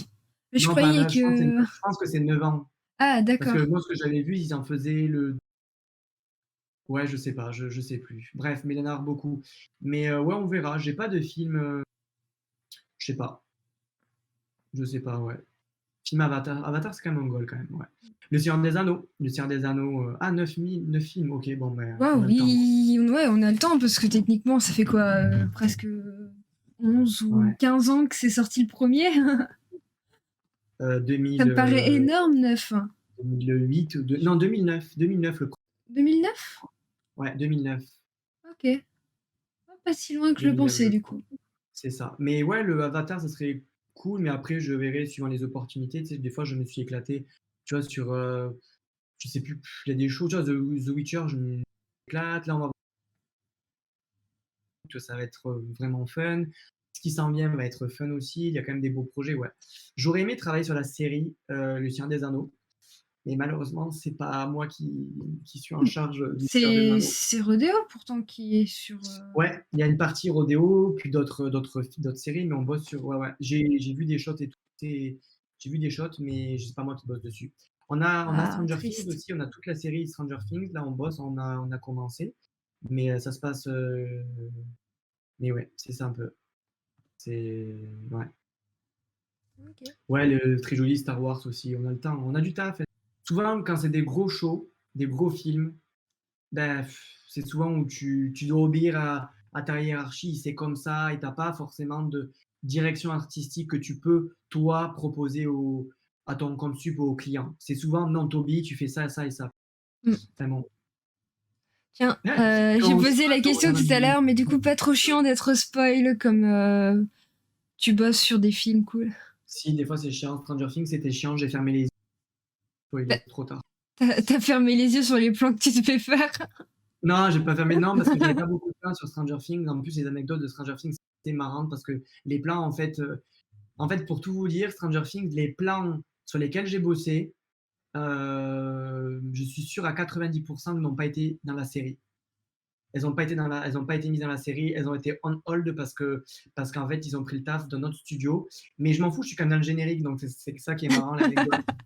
Mais bon, c'est assez marrant par rapport à ça. Stranger Things, ça a été. C'est ça qui est marrant, ouais. Puis là, en ce moment, on a Stranger Things saison 4, je crois, ouais, 4. Puis ben ça marche bien, ça va être beau. Puis ouais, je pense que ça va être beau. On a hâte. Mais ouais, mais j'ai même pas envie de voir parce que j'ai pas envie d'être spoilé. On verra, on verra. Si j'ai l'opportunité de bosser, j'aimerais, mais j'ai un peu peur aussi d'être spoilé, quoi. Quand c'est des séries ou des films que je m'en fous, je m'en carre l'oignon, ben je m'en fous d'être spoilé. Mais il y a des séries quand même, tu vois, Stranger Things, quand même, j'aime bien et tout. Ça me fait un peu chier de spoiler, quoi. On verra bien. Bah, Ouais, c'est du un coup, c'est avantage un de voir avantage, tu aussi. vois, s'il est coupé.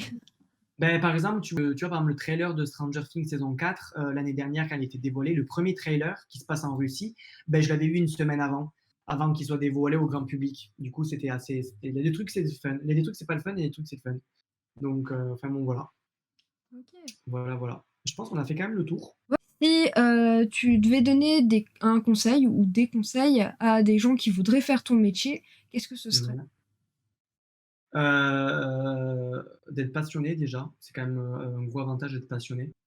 Ne pas avoir peur de sacrifier des fois ses week-ends ou de sacrifier ses soirées. Ça peut arriver. Pas tout le temps. Il ne faut pas non plus paniquer, mais ça peut arriver des week-ends où vous travaillez le samedi. Donc, et puis aussi de se lancer parce que c'est un bon défi de voir son nom dans les génériques de films ou voir son taf sur un gros film, de se dire qu'on a contribué, ne serait-ce qu'un tout petit peu, qu'on a contribué au film, c'est quand même cool, tu vois.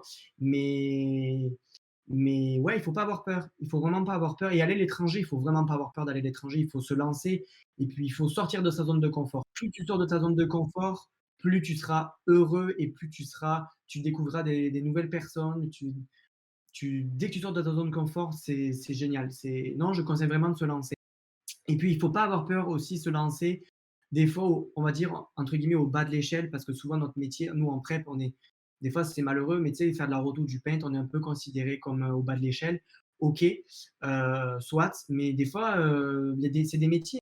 On a besoin Moi, de j'en vous. vois moi, je vois des fois, par exemple, il y a des seniors, des seniors prep, ça fait 10, 15 ans qu'ils font ça, et les mecs, ils font des paints, mais des paints, genre, tu es en mode, mais comment je fais ça? Même moi, je pourrais jamais le faire, tu vois? Et c'est un métier. Et des fois, par exemple, moi, j'ai toujours dit que le comp m'attire, mais j'ai toujours dit, si le comp m'attirait pas, je pense que je resterais en prep, au moins en paint. Parce que le paint, c'est quand même cool, tu vois? Mais, mais j'ai quand même trop envie du comp. J'ai trop envie du comp. Donc, non. Peut-être que je reviendrai un jour en paint, tu vois, quand j'en aurai marre du changer de cursus.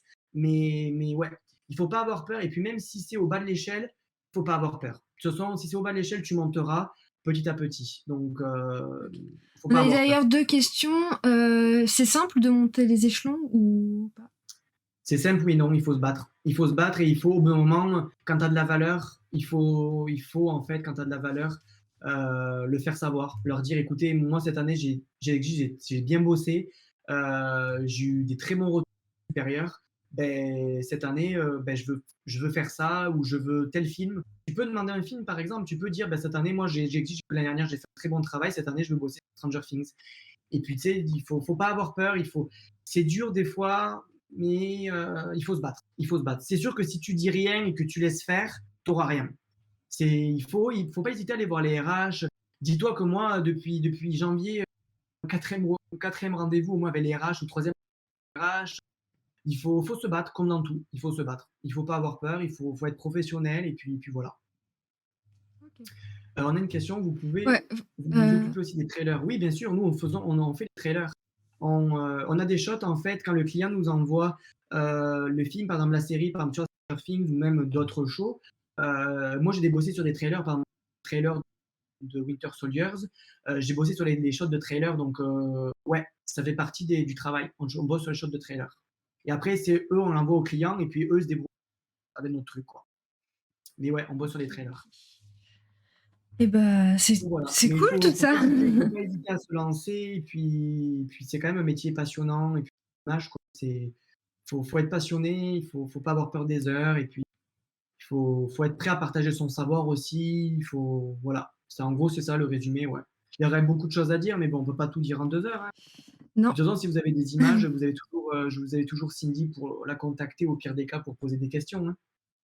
Ouais, n'hésitez pas. Je Donc suis là voilà. tous les lundis et jeudis sur Ouais, ouais, Twitch. ouais, c'est sûr. Et dans les commentaires, si vous avez plus de questions ou juste pour dire coucou, et ben vous pouvez mettre un petit commentaire, ça fait plaisir et puis ça aide la C'est vidéo ça. à Et en tout cas, être vue. c'était un réel plaisir d'être invité sur ta chaîne et puis parler un peu. C'est vrai que il est des fois un peu pas trop connu comparé au compositing, en fait, c'est un peu dans l'ombre. Mais ce qu'il faut dire, c'est que les compeurs sont contents quand ils ont des belles recettes, ils sont assez contents. Donc c'est quand même assez valorisant quand nous, les gars, c'est quand même cool. Donc voilà, ça sera un peu mon mot de la fin pour valoriser un peu le département prep, quoi.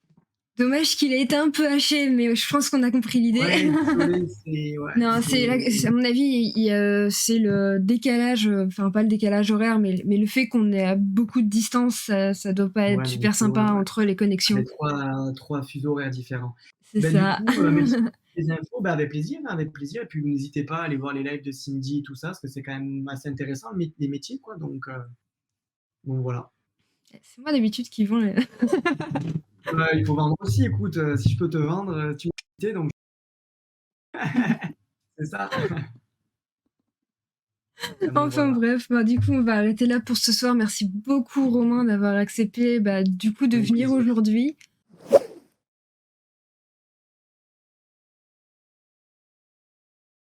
Ok, j'espère que vous voyez mon écran. Tu vois mon écran, c'est Ouais, bon, bien bougez. sûr. Ok, Ça super. fonctionne. Du coup, déjà, je vais commencer par mon travail, on va dire. Le plus gros show, ça a été mon année 2020, où on a travaillé sur Falcon and the Winter Soldiers. Ça a été une année assez dure parce que j'ai été prep lead dessus et puis j'avais du coup une équipe à gérer et puis j'étais artiste aussi, donc j'avais des shots à faire, heureusement, parce que sinon, si on faisait que de la gestion, ça serait un peu dur. Mais voilà, c'était un gros résumé. C'est pour ça que ma bande est aux 3/4 de Winter Soldiers, parce que certains plans sont très beaux, d'autres un petit peu moins, ça dépend. ce qu'on aime. Mais je vais vous expliquer en gros brièvement, en résumé, mais on reviendra en détail au cours du live parce qu'il y a beaucoup de choses à dire, beaucoup de détails, beaucoup d'anecdotes aussi, parce qu'il y a beaucoup d'anecdotes sur Winter Soldier où genre c'est croustillant. Du coup, voilà. Du coup, on commence par un key shot. C'est en fait c'est une des shots la plus grosse de la séquence qu'on a eu à Rodeo. Dans le sens, c'est celle qui va définir tout le look de la séquence de l'épisode, en gros. Là, c'est Madripoor qu'on voit derrière. Donc, en fait, c'est full CG tout le derrière. Je vous montrerai après la plate originelle qui a été filmée. Je crois que je l'ai parce qu'il y a eu un making-of qui a été fait. Heureusement qu'il y a eu un making-of parce qu'on n'a pas le droit de montrer les plates qui ont été tournées normalement. Du coup, voilà. Mais là, comme le making-of a été diffusé au grand public sur Disney+, on peut vous la montrer. Du coup, voilà, c'est Juste pour les gens qui ne connaissent pas donc le Ouais. CGI, c'est tout ce qui est en 3D en fait. Ouais, c'est vrai. C'est vrai, on a l'habitude de parler notre jargon, mais c'est vrai. Donc tout le fond, en fait, tout ça, vous devinez bien que c'est pas tourné, c'est que du 3D, Ah, et de la 3D. plate. Qu'est-ce qu'une plate exactement? La plate, en fait, c'est ce que nous qu'on reçoit en fait des tournages. En fait, c'est la shot qui a été tournée brute, qui a été tournée par déjà, je sais que ça a été tourné à Atlanta, beaucoup de Winter Soldier a été tourné à Atlanta. Donc on le reçoit en fait du client, et puis après c'est à nous de faire notre tambouille, en fait. En gros, c'est ça, en fait. On fait les effets spéciaux. La Et puis plate, après, c'est le film brut tel qu'il a été filmé c'était lors du la- tournage. voilà, c'est exactement ça. C'est ce qu'on reçoit du tournage, c'est on voit des caméras, même des fois dans le champ, on voit toujours des caméras. Que des fois, ils filment avec plusieurs caméras pour avoir un autre angle, etc. Et c'est ça, en fait, la plate qu'on reçoit vraiment brute. Donc après, nous, on a tout un travail derrière à faire pour nous tout intégrer au mieux. Donc en fait, sur cette shot-là, ce qui est vraiment tourné par la caméra, c'est ces décors ici, c'est tous ces décors ici, là, ça s'arrête à ce bâtiment-là, parce qu'après, tout ça, c'est de la 3D, tout ça. Les personnages, Bucky, Sam les trois personnages, l'escalier est vrai, mais tout le reste après, tout ça là, ça c'est vrai aussi, mais tout le reste au fond, tout ça c'est faux. Jusqu'ici, tout ça c'est faux en fait. En Wow. gros, tout ça c'est faux. Je vous expliquerai après plus la composition de l'image plus en détail parce que elle est assez complexe. En fait, ce qu'il faut se dire, c'est que cette image, comme c'était une keyshot, elle était vraiment très importante dans l'épisode et elle a mis 3 mois à être sortie. On l'a Juste le reçu. Quichotte. Le keyshot a mis 3 mois à la sortir. On a eu beaucoup de retours du client parce que il voulait des updates et tout, donc ça a mis 3 mois. Et 3 mois dans tous les départements parce que bien sûr, il n'y a pas que mon département qui bosse dessus, il y a énormément de départements qui bossent dessus, donc il y a toujours des retours dans tous les départements. Donc elle a mis 3 mois à sortir cette shot, juste pour 5 secondes d'image. Vous imaginez, c'est un peu ingrat. En gros, Mais c'est non, ça. c'est notre métier. Voilà, c'est notre métier. Voilà, voilà. Euh, Après, ça, c'est une shot. C'est la seule shot où j'ai travaillé dessus. Je l'ai repris d'un artiste où genre elle ne marchait pas trop.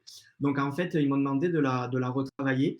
C'est sur Aeronaut, c'est un film d'Amazon. Ça se passe, je ne sais pas si vous l'avez vu, ça se passe dans le ciel et tout ça. C'est un beau film, j'ai trouvé. Franchement, c'est un beau film. Et en soi, mais là, tout simplement, ce qu'il faut s'imaginer, c'est que la nacelle et les personnages sont réels, mais tout le reste, le ballon, les câbles, certains câbles et le ciel, bien sûr, n'est pas vrai. C'est tourné entièrement en studio sur fond bleu. Mais bien sûr, je vous expliquerai après que souvent, beaucoup de fonds bleus ne sont pas utilisables, donc on a besoin de roto, besoin de paint. C'est là que je vais intervenir, vraiment vous montrer ce que c'est. Ça, tu vas Avec des l'expliquer exemples. plus tard, ce que Je vais c'est l'expliquer plus tard sur exactement. Winter Soldier, je vais l'expliquer parce que je vais vous montrer des images concrètes, des plates, etc. Parce que sinon, ça ne vous parlera pas. Donc, sur cette shot-là, en fait, je vais déplacer mon curseur. Il y avait une grosse caméra ici, il y avait un gros rig de caméra parce que, bien sûr, ils ont filmé cet axe-là, mais ils ont filmé un autre axe qui était plus, on va dire, on top, en position de douche, en gros. Donc, en fait, j'ai dû enlever la caméra au complet, sauf que moi, quand je l'ai reçu, ça ne marchait pas. On voyait qu'il y avait une chose qui se passait, enfin, c'était pas top. Donc en fait, je l'ai retravaillé, je l'ai recommencé en entier, la shot, je l'ai commencé en entière. Et ce qui était un peu complexe sur cette shot-là, c'est qu'il y a beaucoup de mouvements. Et le tracking, du coup, parce que je vous expliquerai après aussi, c'est qu'il faut récupérer le mouvement de la caméra. Parce que si vous voulez intégrer un objet 3D dans une shot, il faut récupérer le mouvement parce que sinon l'objet va flotter. Donc en fait, le tracking était très difficile parce que beaucoup de mouvements, beaucoup de motion blur. Donc voilà. Et puis il y avait l'animation du drapé ici qu'il fallait refaire en 2D, pas de 3D. Donc j'ai dû me débrouiller avec le peu d'infos que j'ai pour recréer un mouvement. Donc c'était une shot assez difficile, mais moi j'ai toujours aimé les shots difficiles dès le début que je suis rentré en rodéo, parce que c'est souvent, on se dit toujours, oh, ouais, je sais pas comment je vais faire ça.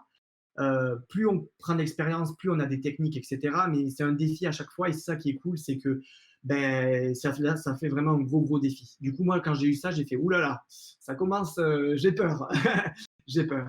Mais Et, on reviendra là-dessus, c'est et intéressant. du coup, tout à l'heure, tu parlais d'un rig de caméra. C'est quoi exactement? Un rig de caméra, c'est en gros une caméra, souvent avec un acteur ou avec des câbles qui relient les caméras.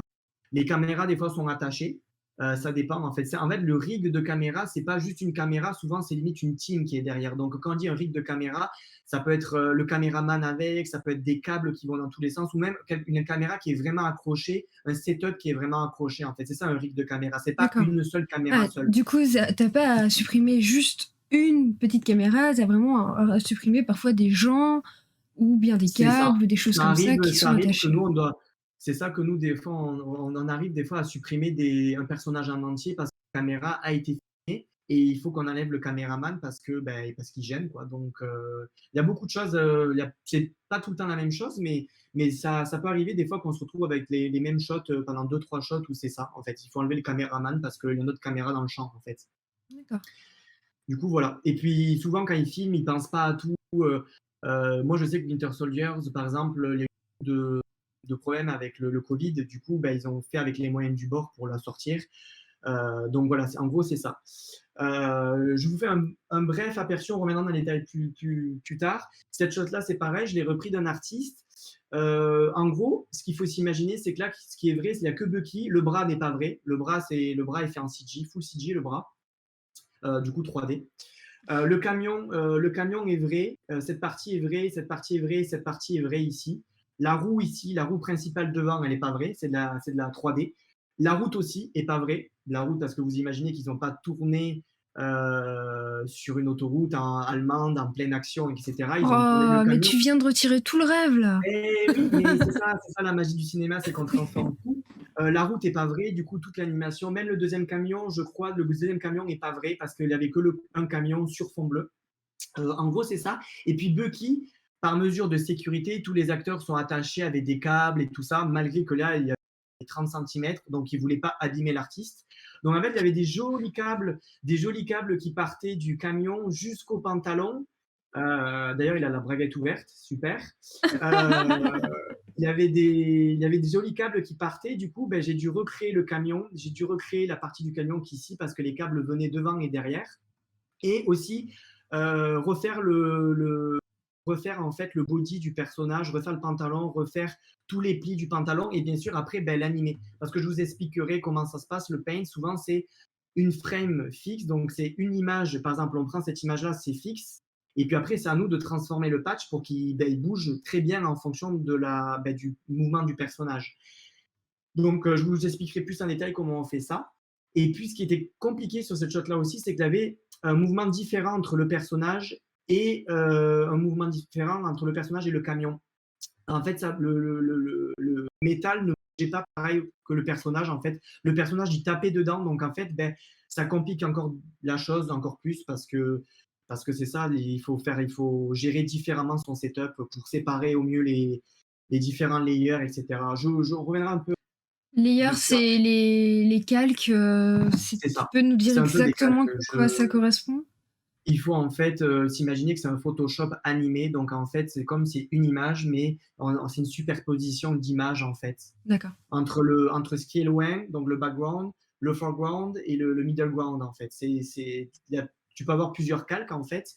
Et il faut souvent penser en layer parce que c'est comme ça que notre cerveau arrive mieux à capter ben, ça agit de cette façon-là, ça agit d'une autre façon, etc. Et c'est plus simple de tout séparer plutôt que d'imaginer à un seul bloc. Ok. Moi, je l'imagine souvent quand je vois une shot, j'essaie d'analyser la shot, de ce que je vois, comment je vais m'y prendre. Et c'est une réflexion que tu as pendant 5 minutes ou 10 minutes, suivant les gens en soi, pour imaginer comment ça va se traiter vraiment. Parce qu'il faut bien partir il faut quand même bien partir parce que si on part déjà d'un mauvais sens, on peut arriver à débuter à un moment donné, on dit ouais, mais là on est bloqué et c'est compliqué souvent bien partir. Et puis qu'après, quand on est bien parti, que le setup de base est bien, ça coule de source, on va dire. Ici, une chose toute simple et très rapide, c'est simple, tout est vrai, sauf la lumière de Falcon derrière, le réacteur de Falcon est faux, bien sûr. Il y avait, en fait, Falcon était attaché par des câbles, toujours pareil. Il pendait dans le vide. C'était marrant parce qu'il pendait un peu. Et du coup, c'est ça. Moi, j'ai dû enlever le câble. J'ai dû carrément enlever les câbles. Et puis le bras de Bucky est faux aussi. Le bras de Bucky est faux. On peut me demander pourquoi le client a choisi que le bras de Bucky était faux. On l'a remplacé parce que sur certaines shots où on ne le voit pas beaucoup, on ne l'a pas remplacé pour une question de budget. Mais sur certaines shots où on remplace le bras de Bucky parce que le bras qui a été tourné avec était pas beau. C'était clairement pas beau. Donc en fait, ils ont voulu faire un bras en 3D pour avoir une manipulation plus ouverte, on va dire. On a plus, en fait, en 3D, on a plus de manipulation, comment on le veut, comment la lumière réagit, comment l'intégration, on a quand même beaucoup plus que quand on a tourné, ben, on a tourné ce jour-là, ben, on ne peut pas le modifier, en fait. Ça a été tourné, c'est tourné, en fait. Du coup, cette shot-là, c'est juste ça, en soi. Et puis après, elle va très, très vite. C'est ça qui est un peu ingrat aussi, qui vont durer 1 seconde, voire 2 secondes. Et c'est un peu embêtant du coup. Voilà, c'est ça. Cette shot-là, c'était une shot parmi une shot aussi, c'est que le bouclier de Bucky n'est pas vrai. C'est un bouclier 3D. Et le challenge, c'est Captain America, c'est pas Bucky là. Oui, pardon, c'est Captain America. Ouais. Désolé, j'étais encore sur Bucky, moi. Captain America, du coup, le bouclier est CG parce que, pareil, il réagissait mal à la lumière. Donc, le client a voulu le remplacer clairement. Du coup, sur le tournage, l'acteur avait un bouclier, un vrai, mais Ouais. du coup, il a fallu l'effacer et Captain remettre un nouveau. C'est ça. Captain avait le vrai bouclier qui a été tourné au live. Sauf que le bouclier, en fait, le problème, c'est qu'on a eu des problèmes de distorsion. Ça veut dire que le bouclier, il se tordait. Des fois, sur certaines shots, tu le voyais, il faisait une courbe, le bouclier, tellement qu'il était pas de bonne qualité. Et en fait, on voulait, parce que normalement, il est en vibranium, je crois, si je ne me trompe pas, je ne veux pas dire de bêtises. Et le vibranium, en fait, c'est hyper dur, donc en fait, le bouclier ne doit pas bouger. Et des fois, je peux vous assurer que nous, on faisait des arrêts sur image, le bouclier, il faisait des vagues. C'était pas très beau. Non, en fait, cette shot-là, ce qui a été un peu chiant, c'est que il y avait les bouts de verre sont vrais. Les bouts de verre sont vrais, donc en fait, j'ai dû painter à travers les bouts de verre. Parce qu'en fait, la 3D, enfin le live, le bouclier sortait de la 3D. Donc en fait, on voyait en dessous, on voyait le bouclier. Donc c'était un peu embêtant. Donc en fait, j'ai dû painter à travers les bouts de verre. Et on a dû avoir la roto de tous les bouts de verre pour que moi, je ramène au-dessus après les bouts de verre. Et que la CG revienne que vienne dessous les bouts de verre aussi. Et puis, la porte aussi, elle ne s'ouvrait pas par miracle toute seule. Il y avait un câble qui tirait la poignée, enfin qui tirait la porte. Donc, j'ai dû effacer le câble et refaire la fumée à la fin. Parce qu'il y a une fumée à la fin, si vous voyez, hop, il y a un nuage de fumée. Donc, j'ai dû refaire le nuage de fumée. On le voit pas. Oui, on ne le voit pas trop, mais moi, je le vois et je peux vous assurer qu'il y était parce que j'ai vu des centaines de fois les shots. Et je connaissais les shots à peu près par cœur à la fin sans qu'on me dise quel shot c'était, à force que j'ai travaillé 1 an dessus. Ça devait être triste, t'as pas pu profiter vraiment de la série quand elle est sortie. En fait, je connaissais les shots par cœur. C'est vrai que quand tu es lead, tu travailles. Je vais vous raconter après le cours et comment la gestion de lead, ça se passe et tout ça. Mais c'est vrai que quand tu es lead ou quand tu es sup, tu connais normalement le projet sur le bout des doigts. Encore quand tu es sup, encore plus. Quand tu es lead, normalement, tu dois quand même le connaître assez bien. Mais en fait, c'est ça, c'est qu'après, tu le regardes, tu connais tout ce qui va arriver. Donc moi j'étais par exemple sur Stranger Things, je sais que j'ai été bien spoilé à la fin parce que je connaissais certaines choses quand j'ai travaillé dessus, même quand je les ai vues, donc j'ai été spoilé de toute la série. C'est un peu le travail, c'est le jeu quoi, c'est le jeu. Ça c'est Bloodshot, c'est un film avec Vin Diesel. Ça a été assez compliqué parce que qui dit poussière, qui dit sable, ça demande beaucoup de travail. C'est comme l'eau, tout ce qui est de l'élément sable, tout ce qui est fluide. Tout ce qui est un peu fluide et tout ça, c'est une horreur, mais vraiment une horreur, parce que c'est pas fixe, donc ça bouge tout le temps. Donc de l'eau ne sera jamais fixe, donc c'est compliqué. Cette shot a été assez compliquée, j'ai assez galéré. En fait, le personnage, il avait des wires, donc il y avait plein de câbles à enlever. Et bien sûr, j'ai dû enlever la ceinture aussi parce que souvent, ils ont des ceintures. Donc, pareil, à refaire les câbles. Et puis, c'était très rouge. La séquence était très belle parce que c'était très rouge, mais c'était assez complexe. Ouais, c'était assez complexe. Et puis, la séquence est ultra rapide. Enfin, c'est ultra rapide. En gros, c'est ça. On revient sur Winter Soldier. Pareil, c'est une key-shot, mais je ne l'ai pas mis en key-shot parce que j'étais pas sûr. En gros, tout ce qui est vrai, c'est Bucky, Sam et Nemo. Et puis le ponton. Tout le reste, c'est que de la 3D. Tout ça, c'est que de la 3D. C'est vraiment que de la 3D. Là, j'ai dûü faire un clean de fond bleu parce qu'on a fait du ki. On s'est aidé de roto. D'ailleurs, c'est une amie à moi qui s'est occupée de la roto du pont. Ça a été long et chiant parce que du coup, faire tous les barreaux en roto, c'était compliqué. On reviendra là-dessus pour vous expliquer un peu le process. Mais chapeau à elle parce que c'était vraiment une shot un peu chiante en roto à faire. Du coup, voilà. Alors, en fait, là, c'est une séquence où ils arrivent à Madrid. C'est vraiment la séquence d'intro. Voilà. Cette shot-là, c'est une shot très intéressante dans le sens où moi, c'était une des premières shots en compositing que j'avais. Donc, tous ceux qui me connaissent à peu près savent que moi, je veux aller en compositing. C'est mon goal. Je reviendrai là-dessus après pour vous expliquer pourquoi je n'ai pas intégré le compo avant et pourquoi je suis finalement même content de ne pas avoir intégré le compo avant. En gros, tout simplement, j'avais la roto de mon équipe, j'avais la roto de Bucky, la roto de Falcon, et puis moi, j'ai dû intégrer la 3D. Donc moi, j'ai eu la 3D avec les réflexions, etc. Et puis j'ai dû mettre le bras 3D et que ça s'intègre au mieux à l'environnement autour, aux réflexions du soleil, aux réflexions des arbres, aux réflexions de Sam, et au tracking du personnage aussi, au mouvement du personnage. Tu pourras nous expliquer, peut-être pas tout de suite, peut-être plus tard, en quoi correspond du coup roto, tracking, ces termes que tu utilises Ouais, je vais vous l'expliquer en détail après. J'ai prévu des images un petit peu pour Ah, cool. ça. Là, je passe rapidement sur la démo et on reviendra un petit peu dessus. Ça, c'est Tales from the Loop. C'est une série d'Amazon, si je ne me trompe pas. C'était une chouette série. C'est une jolie série. La CG est vraiment belle, donc la 3D est vraiment très très belle. Sur cette shot-là, c'est une shot où en fait, il y a très peu de 3D. La seule 3D qu'il y a, c'est à la fin. Je peux vous mais même pas. C'était même pas cette shot-là que j'avais en tête. J'ai une shot similaire en fait, qui ressemble énormément. Et des fois, j'ai tendance à les confondre. Donc en fait, cette shot-là, il n'y a même pas de 3D. Je crois qu'il n'y a que du paint. Donc en fait, une erreur de tournage. Ils ont mis au tournage, oups, j'allais trop loin. Il y avait des lucioles qu'ils ont fait au tournage. Et ça ne plaisait plus au réal après les lucioles. Donc en fait, bien sûr, c'est là que j'ai intervenu pour les lucioles. Et en fait, ils ont refait les lucioles en 3D. L'animation en fait, des lucioles, ça ne plaisait pas aux clients. Donc en fait, j'ai enlevé toutes les lucioles qu'il y avait. Il y en avait beaucoup. Il y en avait quand même pas mal. Et puis aussi, j'ai dû enlever.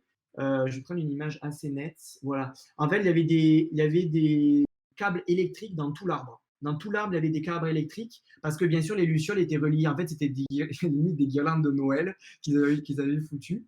Et en fait, c'était des points verts. Il y avait des câbles électriques de partout. Donc, en fait, j'ai dû recréer là, en fait, avec le mouvement etc. Et c'est ça, en fait. J'ai dû recréer l'arbre. Gêné. En gros, cette shot-là était pas très compliquée. Enfin, c'était pas très compliqué, mais c'était chouette, c'était sympa. Alors ça, c'est mon premier film de carrière.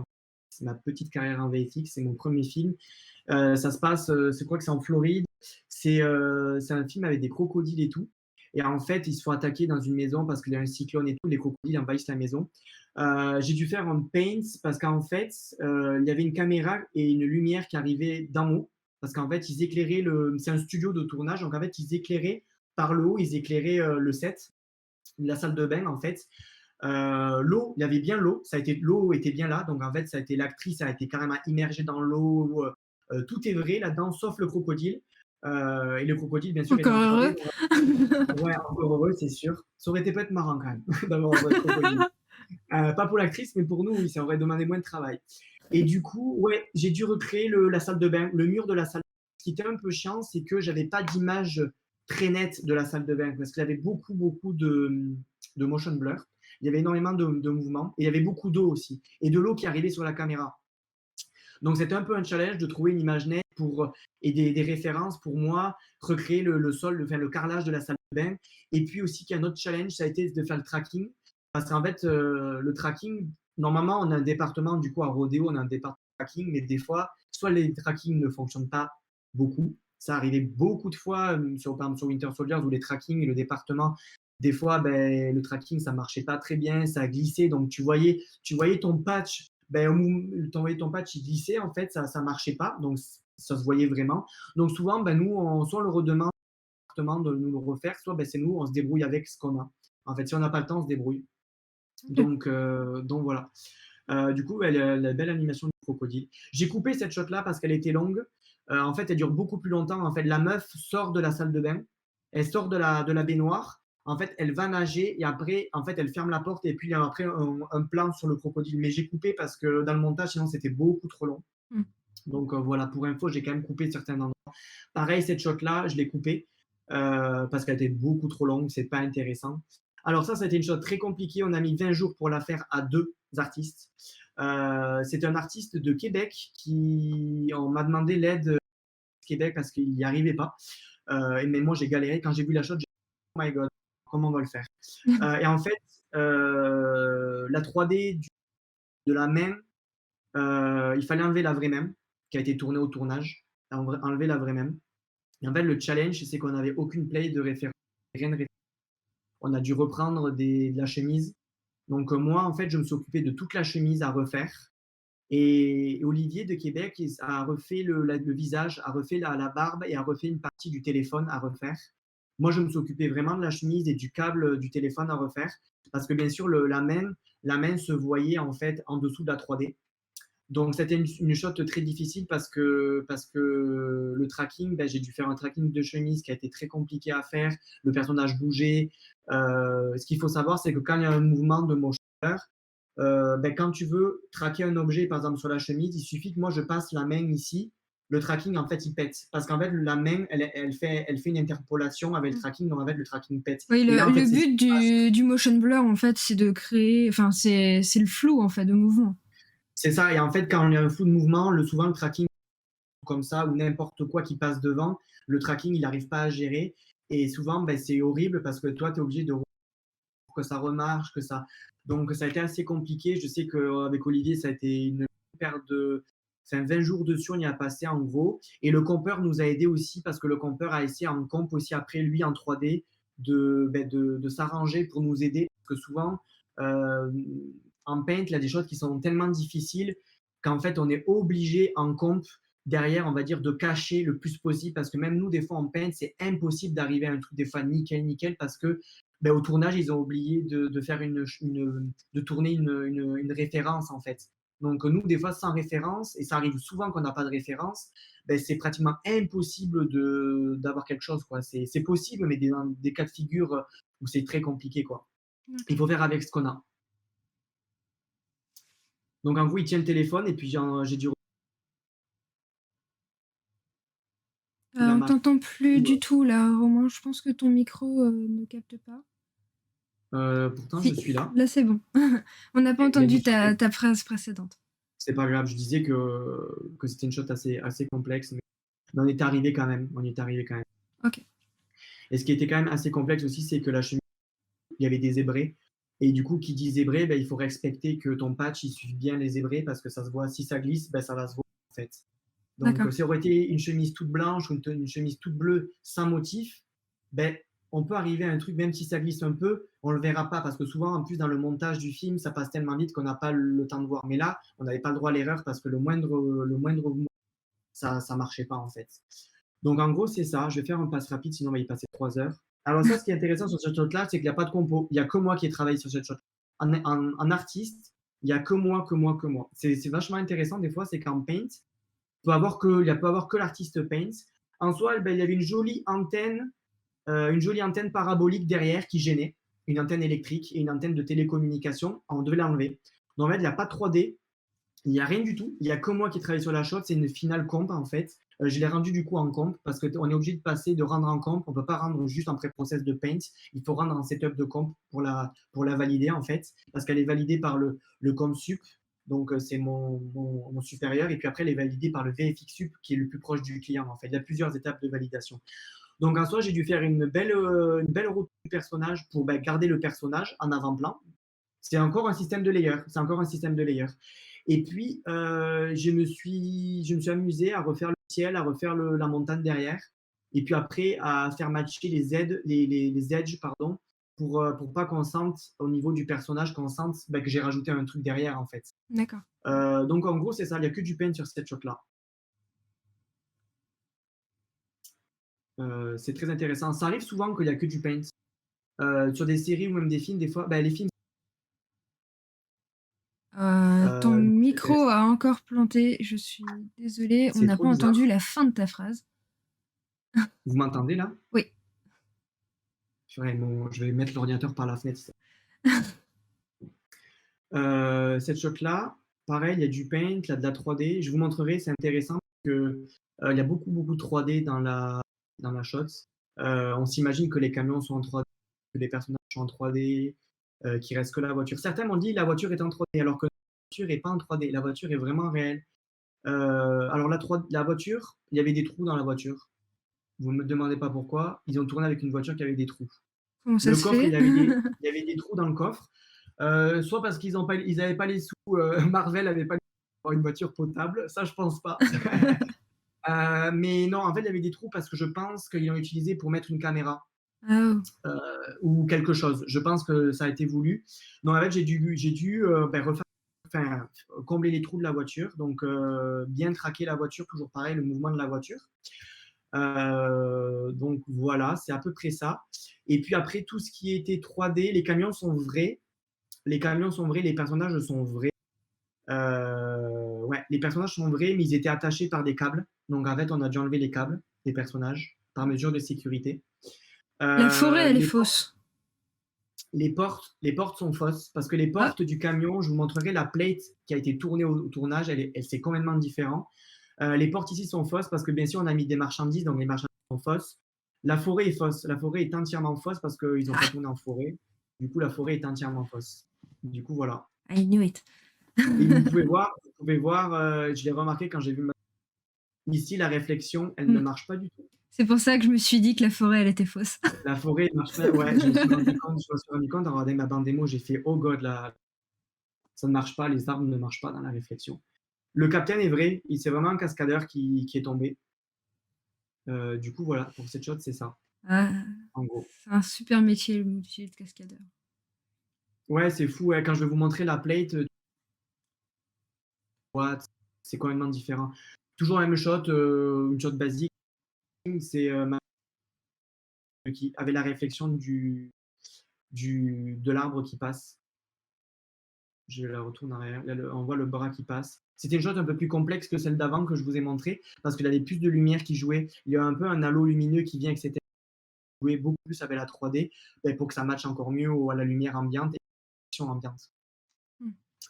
Du coup, voilà. Mais en fait, j'ai failli faire plus de compositing sur Winter Soldier, sauf qu'en fait, notre département était tellement débordé qu'en fait, on m'a pas laissé l'opportunité de faire d'autres plans parce que comme j'étais le prépi du département, j'étais quand même censé gérer mon département. Donc, si je partais, c'était un peu chiant, quoi.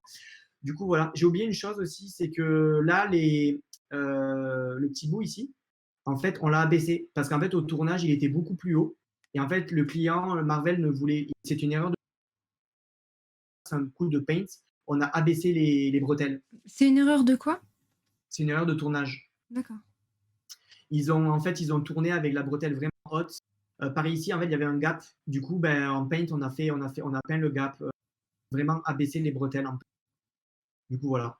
Et ça, c'est sur 30 shots qui sont rentrés. Parce que cette séquence-là, je crois, il y avait à peu près 30 shots. Donc, on a dû faire 30 paints pour baisser les bretelles. Donc, c'était pas.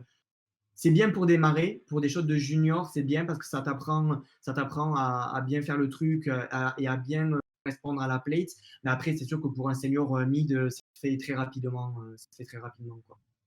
Je vous expliquerai un peu la seniorité après pour ceux qui ne comprennent pas.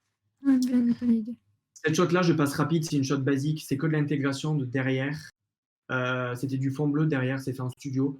En paint, je ne sais même plus ce que j'ai fait sur cette shot-là. Je crois qu'en fait, j'ai cliné le fond bleu parce que ça arrive quand on cline les fonds bleus. Ça fait partie de mes premières shots de bébé prep, on va dire, quand tu apprends à cleaner le fond bleu, dans le sens, en fait, tu vois tes canaux RGB, donc rouge, vert, bleu, et il faut qu'en fait tes canaux rouge, vert, bleu marchent très bien, qu'on ne sente pas une différence entre ton patch et la réalité.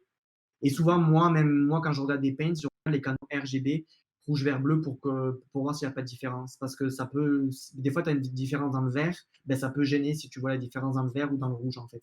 C'est vraiment au pixel près, des fois. C'est pas très intéressante, mais j'ai voulu la mettre pour un peu plus de diversification. Mais après, en vrai, c'est une bande démo, une première ébauche de bande. Même pour moi, c'était un test en vrai. C'était très bien que je vous la montre, mais c'était un test. Celle-là, tout est vrai, sauf le background. Et moi, ce que j'ai fait en Paint, c'est que le personnage avait un harnais. Je ne sais pas pourquoi il avait un harnais. Il avait un harnais qui faisait des pics. En fait, il faisait des pics et on voyait plein de pics dans son t-shirt à cause du harnais. Donc, en fait, j'ai dû painter le perso au complet, refaire le bout du perso. Ça a été chiant parce qu'il courait dans tous les sens. C'était une horreur. Il courait, il y a de l'ombre, il y a enfin, il y a tout ce qui, en fait, il y a tout ce qu'on veut pas. Tout ce qu'on veut pas. Donc, en fait, c'est ça. En fait, tu travailles normalement avec des UV, donc U et V. Et en fait, souvent, tu lances un smart, c'est quoi? Ça s'appelle un smart vector. Je l'utilise pas souvent, donc je me ramène même plus trop comment on fait. Il faudrait que je m'y replonge dedans. C'est utile, en fait. C'est qu'en fait, le logiciel analyse à lui tout seul du blouson, en fait. Et puis après, nous, on réinjecte le patch, on va lui réinjecter ce mouvement-là pour faire simple, mais on l'utilise vraiment pas souvent parce que des fois, c'est très capricieux. Il suffit que, pareil, l'histoire du motion blur, ben, ça pète, ou si c'est dans un angle, si c'est vraiment dans un angle, il a du mal à capter le mouvement aussi. Donc, en fait, c'est un peu chiant, quoi, ouais. Donc, en fait, là, vous savez comment j'ai fait? Je suis allé à l'encontre de mon comsup. Il m'a dit ça ne marchera pas et ça a marché. J'étais content, Ah j'étais fier de bien. moi. En fait, il m'a dit, parce qu'il m'a dit c'est une horreur, ça marche pas, enfin, on n'y arrivait pas, tu sais. Et en vrai, moi j'y suis allé, je me suis dit la dernière option que j'ai, c'est faire du frame par frame. Donc en fait, tu paints du frame par frame. J'ai enlevé une frame, deux frames, trois frames. J'avais l'avantage, c'est que j'avais pas beaucoup de frames. Donc si tu as 300 frames, Une 300 frame, images à c'est faire, une image, hein, c'est une pour les image, ouais, parce que non-anglophones. ben, en fait, c'est que euh, un film, c'est 25 images par seconde. Donc, en fait, il suffit que ça dure 3-4 secondes. Vous multipliez 25 par 3-4 secondes. Enfin, et en fait, moi, j'ai fait du frame par frame. À un moment donné, j'ai fait du frame par frame. Je me suis dit, il y a trop de motion blur, ça se verra pas. Il y a trop de mouvements, ça se verra pas. Et ça se voit pas, en fait. Ça marche bien. Donc, des fois, c'est la solution ultime, en fait, pour que ça marche. Mais en gros, c'est ça. Et mon comsup m'a dit, il m'a dit, ça marche. Il m'a dit, t'as fait quoi? Ben pour la fin, j'ai fait du frame par frame. Ah bon? Ben ouais, mais c'est ça. En gros, c'est ça. Alors cette shot-là, disclaimer, on a été beaucoup à bosser dessus. D'ailleurs, la 1140, celle que je vue, la keyshot, je ne l'ai pas dit, j'ai oublié, et c'est important de le dire. On peut travailler sur des shots à plusieurs. Donc moi, la 1140 que je vous montre au tout début, la Quichotte, où on reviendra dessus rapidement tout à l'heure, moi j'ai été aidé par Mathieu en paint, j'ai été aidé par Xavier aussi, on a quand même été plusieurs, malgré tout on a quand même, certains ont fait beaucoup plus de travail que d'autres, malgré tout. Mais il faut le dire aussi, c'est que on est amené à bosser sur des fois plusieurs shots en même temps parce qu'on se passe les shots, parce que moi déjà en même temps pré-pitch, j'avais pas forcément moi le temps de, de faire toutes les shots possibles en fait. Donc souvent, moi j'avais l'aide de mes camarades, collègues de travail. Donc en fait, moi j'ai aidé un petit peu de cette shot-là à painter des réflexions, à painter des motos, enfin des trucs qui ne marchaient pas, que le client voulait painter. Bien sûr, tout ça c'est vrai, sauf le fond. On s'en doute, le fond pareil, c'est de l'extension c'est ça. En gros, il y a beaucoup de rotos pour amener il y avait des feux stop, il y avait des panneaux stop, il y avait des feux d'éclairage et tout. C'est pas moi qui m'en suis occupé. C'est de beau travail de Mathieu. Et puis voilà, cette chose-là, c'est à peu près ça. Cette chose-là, c'est juste une extension d'environnement. En gros, c'est ça. Et puis j'ai intervenu en paint aussi pour aider. En gros, voilà, c'est ça pour la démo.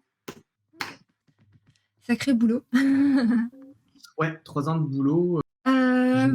Bah voilà, merci à tout le monde. Enfin bref.